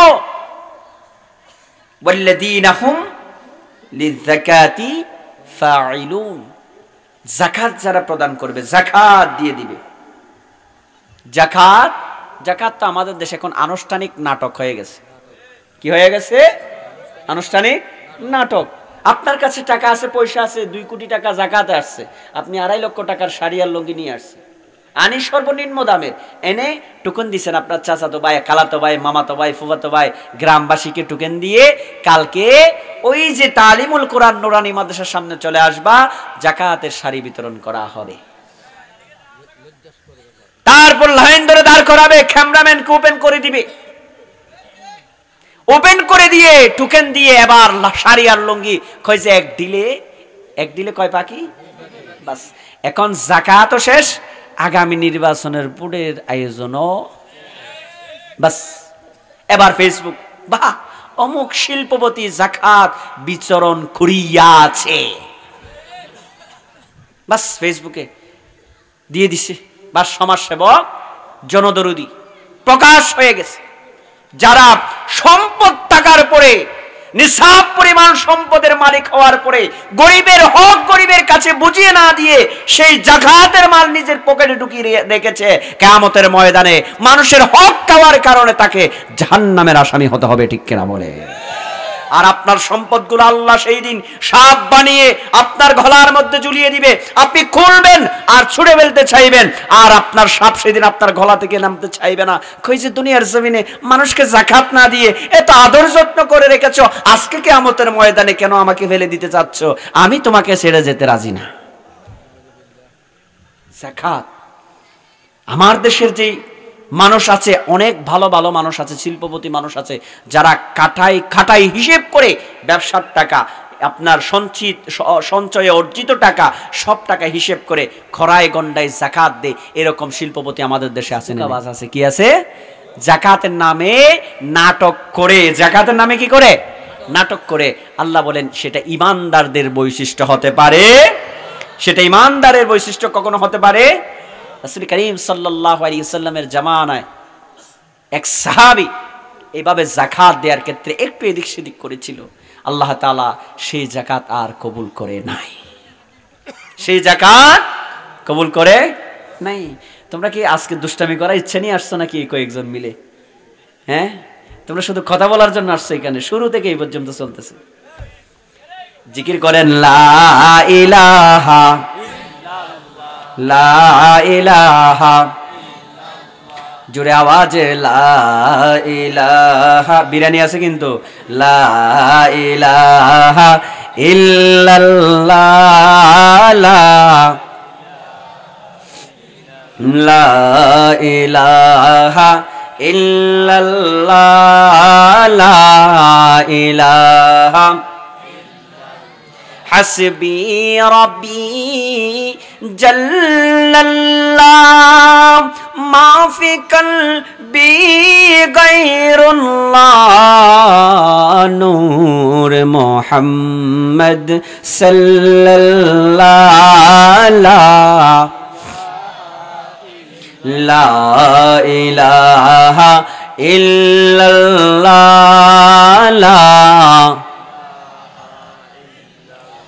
লা ইলাহা ইল্লাল্লাহু মুহাম্মাদুর রাসূলুল্লাহ।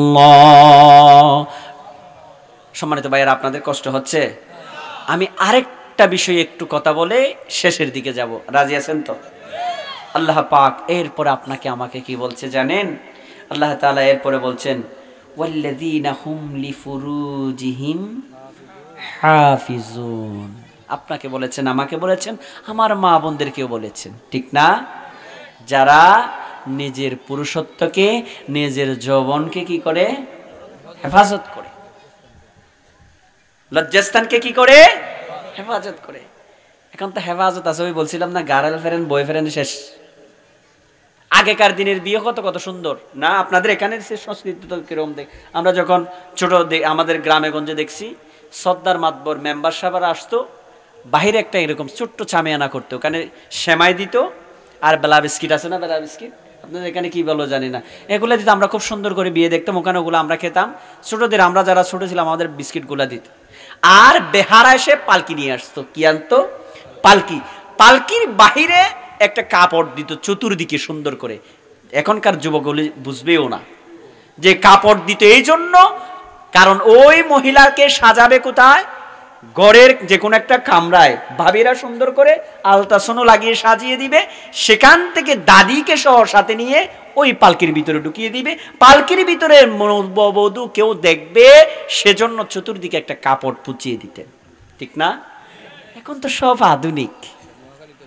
কি হয়েছে, তো নোয়াখালী তো ছিল, এখন কি হয়ে গেছে আধুনিক।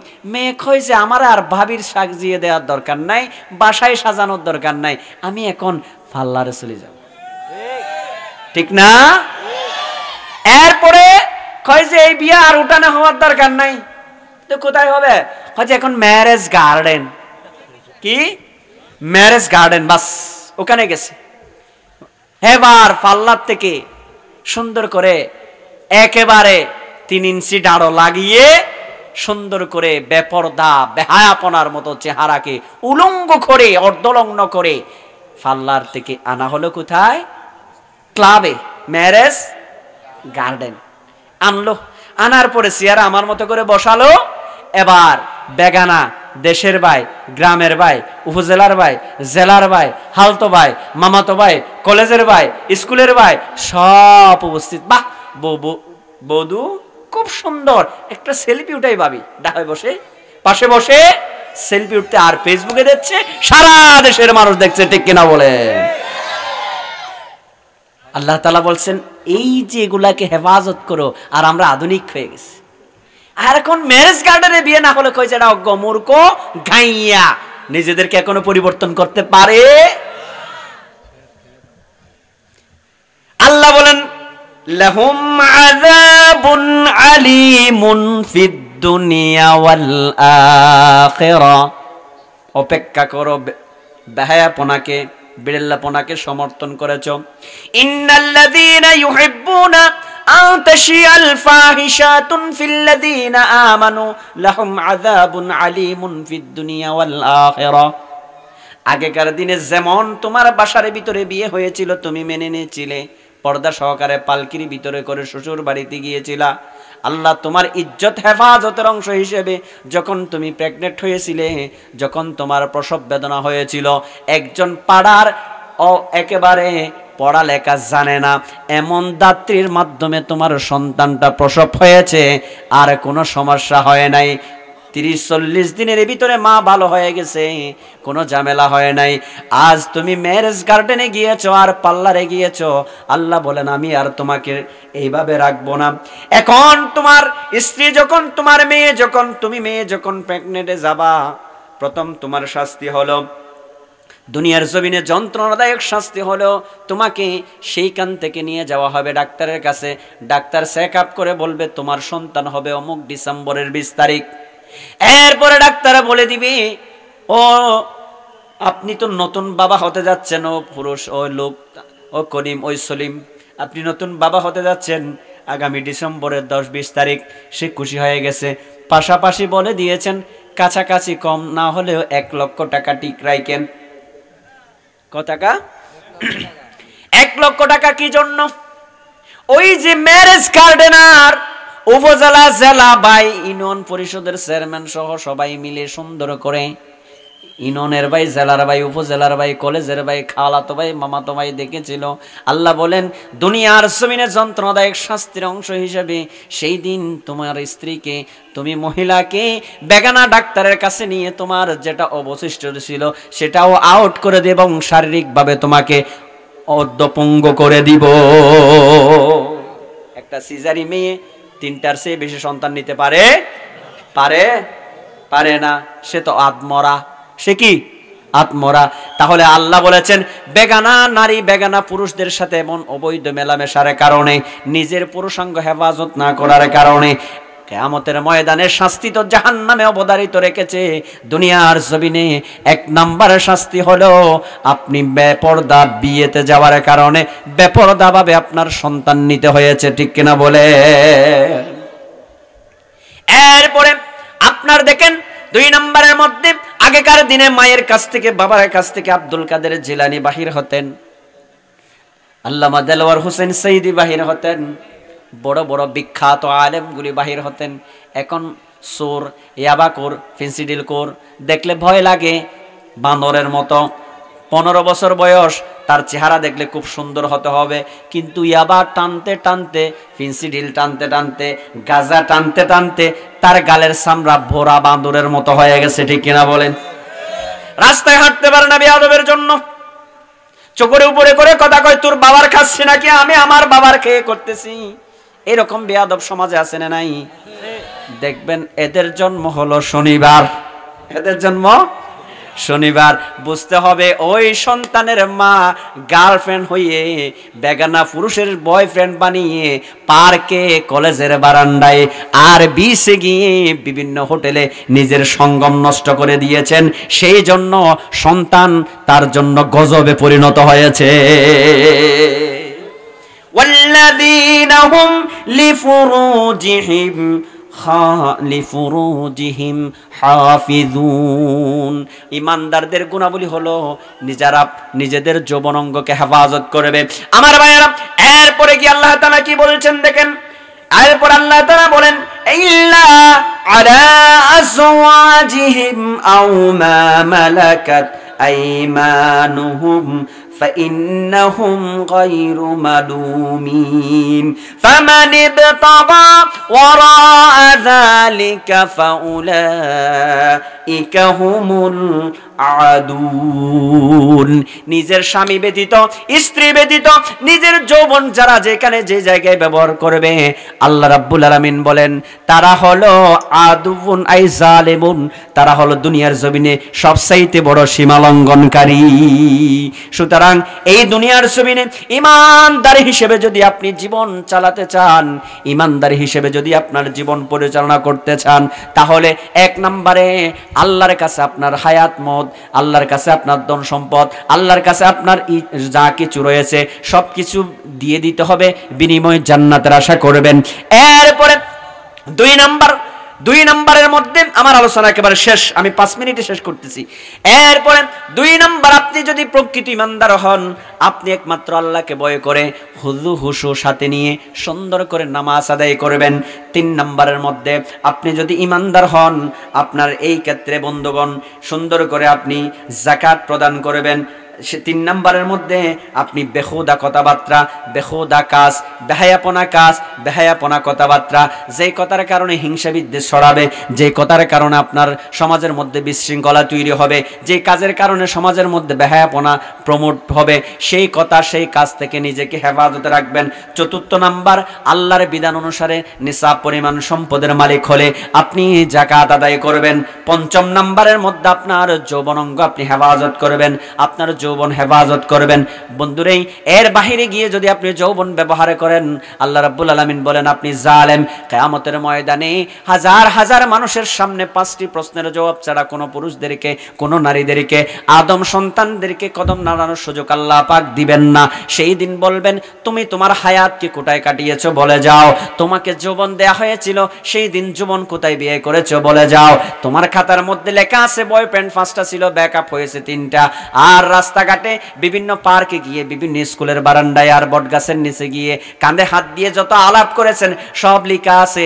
সেই দিন কিয়ামতের ময়দানে আল্লাহ যখন জিজ্ঞেস করবে তোমার যৌবন কোথায় কাটিয়েছো হিসাব দিয়ে যাও, মলার কোনো রাস্তা থাকবে না। সেই দিন আল্লাহর আদালতে আপনি একজন জেনাকারী, আপনি একজন বিচারক, আপনি একজন জালেম হিসেবে উঠবেন, আল্লাহর কাছে শাস্তির সম্মুখীন হওয়া লাগবে। এরপরে আল্লাহ রাব্বুল আলামিন বলেন যদি করে থাকো তুমি একজন জালেম ছাড়া আর দ্বিতীয় কিছু নয়। আমার ভাইয়েরা, ইসলামকে দুনিয়ার জমিনে প্রতিষ্ঠিত করতে হলে যুবকদেরকে যৌবনের ক্ষেত্রে প্রস্তুত মজবুত থাকতে হবে। এটা এমন একটা মজবুত জীবনের মনের মধ্যে থালা দিতে হবে, দুনিয়ার জমিনের যত সুন্দরী রমণী চোখের সামনে দিয়ে যাবে সেদিকে দৃষ্টি দেয়া যাবে না। নিজের দৃষ্টিকে এভাবে হেফাজত করবে, নিজের দৃষ্টিকে এভাবে হেফাজত করবে যেভাবে হেফাজতের মধ্য দিয়ে এইভাবে হেফাজতের মধ্য দিয়ে আবু উবাইদা ইবনুল জাররারা যেভাবে শাম বিজয় করেছিলেন। বন্ধুগণ, এই ওয়াকিয়াটা দেখেন, হযরত আবু উবাইদা ইবনুল জাররা হযরত ওমর রাদিয়াল্লাহু তাআলা আনহুর জামানায় শামকে বিজয় করার জন্য যখন গেলেন, বিশাল মুসলিম বাহিনী নিয়ে শামের চতুর্দিকে কাফের মুশরিকদের আস্তানাটা ঘিরে ফেললেন, অবরুদ্ধ করে ফেললেন। তখন কাফের মুশরিকগণ যুদ্ধের ঘোষণা দিলেন। অবরুদ্ধ অবস্থার মধ্যে একদিন অতিবাহিত হওয়ার পরে কাফের মুশরিকগণ একটা ষড়যন্ত্র করলেন, কয় যে আমরা তো তাদের সাথে কোনোভাবে পারবো না, তাদেরকে কৌশলে মাইর দিতে হবে, কৌশলে মাইর দিতে হবে। সেই জন্য সেই মুহূর্তের মধ্যে হযরত আবু উবাইদা ইবনুল জাররাহ রাদিয়াল্লাহু তাআলা আনহু মুসলমানদের সেনাপতি, তিনি তাদের কথা শুনতেছেন। হঠাৎ করে কাফের মুশরিকগণ বলে দিলেন, আমরা মুসলমানের সাথে যুদ্ধ করব না, তাদের সাথে চুক্তির বিনিময়ে এখানে থাকব, তাদের হুকুমত মেনে চলব। এবার মুসলমানের কাছে যখন এই খবর আসলো, হযরত আবু উবাইদা বলেন, এখানে কোনো ষড়যন্ত্র আছে। কালকেও তারা যুদ্ধ করবে বলেছিল, আজকে হঠাৎ করে মত চেঞ্জ করেছে কেন, প্রোগ্রাম চেঞ্জ করেছে কেন? মজা যাচ্ছে এর ভিতরে কোনো ষড়যন্ত্র আছে। আসলে কাফের মুশরিকগণ পরিকল্পনা নিয়েছে, আমরা তাদেরকে যুদ্ধ করব না বলবো, তারা বীর বেশে যখন আমাদের ভিতরে ঢোকার জন্য আসবে, আসার দুনো পাশে আমাদের অঞ্চলে, আমাদের এলাকায় যত যুবতী আছে সমস্ত যুবতীদেরকে সুন্দর করে সাজিয়ে গুজিয়ে তাদেরকে মেকআপ করিয়ে রাস্তার দুই পাশে দাঁড় করিয়ে দেব। তারা মুসলমান সৈন্যদেরকে যখন মানসিকভাবে শারীরিকভাবে দুর্বল করে ফেলবো, তখন আমরা চতুর্দিক থেকে তাদেরকে একটা পরিকল্পিতভাবে উচ্চমানের মার দিয়ে দেব, ধ্বংস করে দেব। আমার ভাইয়েরা, আল্লাহ রাব্বুল আলামিনের যারা খাঁটি ঈমানদার, আল্লাহ তাআলা ইলহাম করে তাদেরকে জানিয়ে দেন। হযরত আবু উবাইদা ইবনুল জাররাহ অন্তরের মধ্যে জানা হয়ে গেল এখানে কোনো একটা ষড়যন্ত্র থাকতে পারে। এরপরে আবু উবাইদার সমস্ত সাহাবায়ে কেরামদেরকে ডেকে বললেন, ও আল্লাহর রাসূলের সাহাবায়ে কেরামেরা, তারা হঠাৎ করে মত চেঞ্জ করেছে, প্রোগ্রাম চেঞ্জ করেছে, তাদের ভিতরে কোনো ষড়যন্ত্র থাকতে পারে। কোনোভাবে নিজের দৃষ্টিকে আপনার হেফাজতের বাহিরে রাখা যাবে না, নিজের দৃষ্টিতে হেফাজত রাখতে হবে, কোনোভাবে কোনো বেগানা নারীর দিকে তাকানো যাবে না। এরপরে ভাইয়েরা আমার, এর কথা শুনে হযরত আবু উবাইদা ইবনুল জাররাহর কথা শুনে মুসলমান সৈন্যগুলি নিজের মনকে শক্ত করলেন, দৃষ্টিকে হেফাজত করলেন। তাদের পরিকল্পনা মাফিক, তারা পরিকল্পনা অনুসারে সমস্ত যুবতীদেরকে মেকআপ করিয়ে রাস্তার দুই পাশে দাঁড় করায় রাখলেন। আর জায়গা মতো পৌঁছার জন্য মুসলমান সৈন্য বাহিনীগুলি রাস্তার মধ্য দিয়ে যাচ্ছেন, দুই পাশে মেকআপ করা সুন্দর সুন্দর যুবতী সৈয়দী সাথী মহিলাগুলি বসা। এবার প্রস্তাব দিচ্ছে মুসলমানের সন্তানদেরকে, একজনে বলছে আই লাভ ইউ, আরেকজনে বলছে তুমি এত সুন্দর, আরেকজনে বলছে আমাকে কি সুন্দর লাগে না। এরকম বিভিন্ন রকম নিজের মন উত্তেজিত কথাগুলি বলে যাচ্ছে। মুসলমানের সেনারা, আল্লাহ রাসূলের সাহাবায়ে কেরামেরা নিজের অন্তরকে শক্ত করে, নিজের দৃষ্টিকে হেফাজত করে, মাটির দিকে চাইয়ে, মাটির দিকে চক্ষু দিয়ে, মাটির দিকে দৃষ্টি দিয়ে সোজা চলে যাচ্ছেন একেবারে মঞ্জিলে মকসুদের দিকে। যখন সবাই চলে গেল, কাফের মুশরিকগণ চিন্তায় পড়ে গেল, তাদের যে পরিকল্পনা সেটা কোনো কাজে আসে নাই। আমার বন্ধুগণ, এবার কাফের সেনাপতি হযরত আবু উবাইদা ইবনুল জাররাহর কাছে আসলেন, ধরলেন, ও আবু উবাইদা ইবনুল জাররাহ, বলো কেমনে তোমার বাহিনীগুলি আমার এত সুন্দর সুন্দর সতী সাথী যুবতীগুলি চতুর্দিকে সাজিয়ে গুজিয়ে বসে আছে, তাদের দিকে কেন একটু দৃষ্টি দেয় নাই? একটু করে বলো, কেন তোমার মানুষগুলি এরকম? তারা কি মানুষ নয়? তাদের কাছে কি যৌবন নাই? তাদের কাছে কি যৌবনের চাহিদা নাই? তারা কি মানুষ নয়? তারা কি ফেরেশতা নাকি? এই কথা বলার পরে আমার বন্ধুরা, হযরত আবু উবাইদা ইবনুল জাররাহ বলেন, আমাদের কাছে তোমাদের চেয়ে বেশি আছে আমাদের গোলার রিজার্ভ, আমরা যেখানে সেখানে ব্যয় করি না। আমাদেরকে আল্লাহ রাব্বুল আলামিন বলেছেন হেফাজত করার জন্য, হেফাজত করেছি, এর জন্য এদিকে তাকায় নাই। কাফের মুশরিকগণ আশ্চর্য হয়ে গেল, কেমন ধর্মের অনুসারী, এত সুন্দর নারী চতুর্দিকে তাকার পরেও তারা কোনোভাবে সেদিকে দৃষ্টি দেয় না। অবশ্যই এটা ভালো ধর্ম। সেনাপতি সহ সকল কাফের মুশরিকগণ সবার সামনে আবু উবাইদা ইবনুল জাররাহর হাতে হাত রেখে কলমা পড়ে মুসলিম হয়ে গেলেন। লা ইলাহা ইল্লাল্লাহু মুহাম্মাদুর রাসূলুল্লাহ। আমার ভাইয়ারা দেখেন, এই যৌবনকে হেফাজত যে ব্যক্তি করতে পেরেছে, স্টুডেন্ট হলে সে ইন্টারমিডিয়েট যাওয়ার পরে হয় মেডিকেলে গিয়ে ডাক্তার হয়েছে, না হয় ভার্সিটিতে পড়ে জজ ব্যারিস্টার হয়েছে। আর যে ছেলে ক্লাস 8-9-এ গার্লফ্রেন্ড বয়ফ্রেন্ড নিয়ে সময়টা বিয়ে করেছে, বাবার টাকা নিয়ে ধোঁকা দিয়েছে, শেষ পর্যন্ত গার্মেন্টসের চাকরি আর বিদেশে প্রবাস ছাড়া দ্বিতীয় কোনো রাস্তা নাই। যদি আপনি জীবনটাকে মজবুতভাবে তৈরি করতে চান, যৌবনকে হেফাজত করে, আল্লাহকে হাজির নাজির জেনে, নিজের চরিত্রকে গঠন করে আপনি যদি নিজের জীবনটাকে সাজাতে পারেন, ইহকালীন শান্তি, ইহকালীন জীবনটা প্রতিষ্ঠিত হয়ে যাবে। পরকালে আপনার জন্য আল্লাহর জান্নাত অপেক্ষা করতেছে।